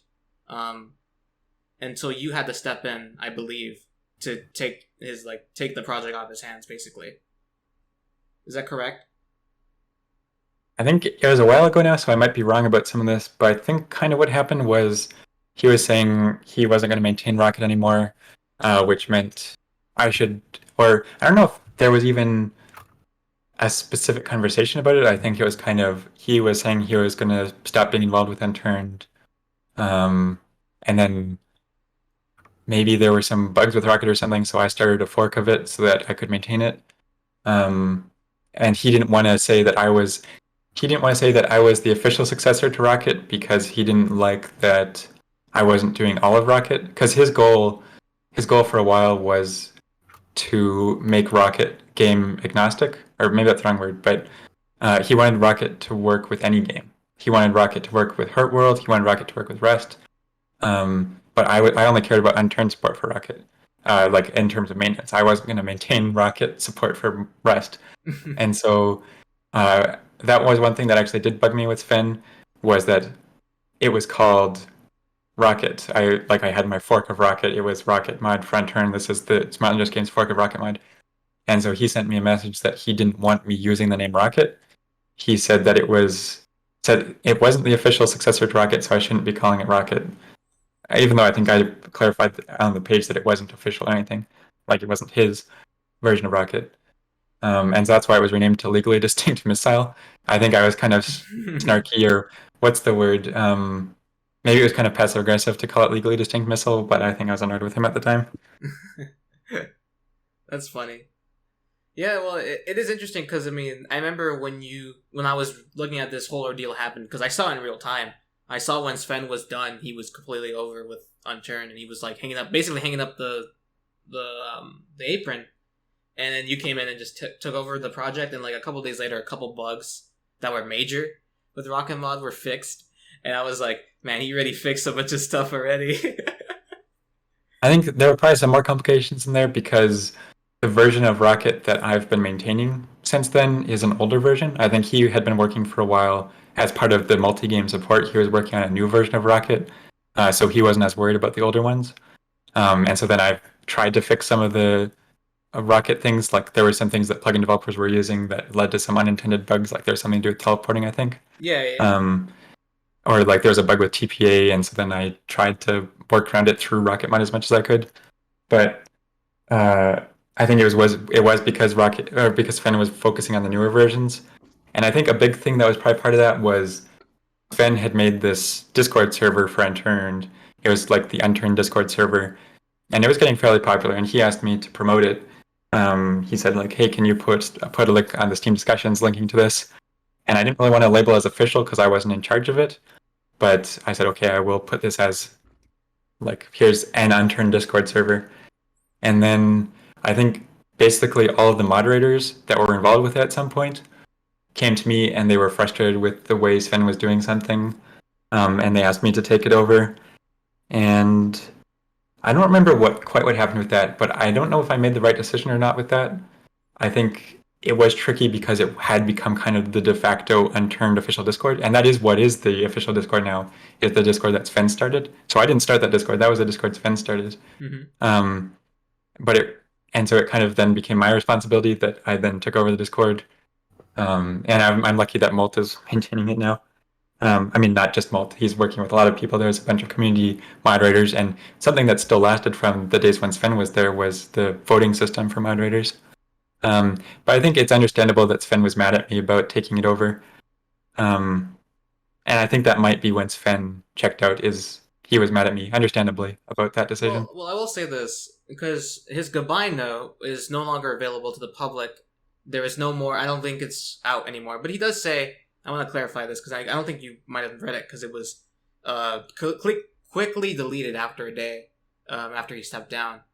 He did say that, I think the people working for Unturned, the people working around Unturned should strive to be more like you, and should strive to be as hopeful and as good-willed as you. And that's something I found interesting when he was writing his goodbye and admitting to so many things that he did wrong. Was that he wants people to look at you as the person that they need to follow in the footsteps of, and not look towards him. So, I mean, maybe he was angry with you, but I think he did see the good out of, I guess, you. And it's good. That was very nice of him to say. I think I don't know if I had seen that message, but I still message Sven from time to time, or he messages me. I think actually one thing that was funny is he actually got married, or I don't know, maybe this is too much. Well, I'm not going to say any personal. He got married on the same day I got married, actually. So we have the same wedding date. Wow. That's interesting. Yeah, it is just complete coincidence. And you What was I saying he gonna wasn't say? his right hand man. So it's all coming together now. That's funny. That's really funny to think about. Yeah, but I guess lastly, I guess some stuff of the past. More so about you, because I think not many people know really about you. You're happy with your current position that you are in when it comes to Unturned, correct? I don't know. What do you mean by that?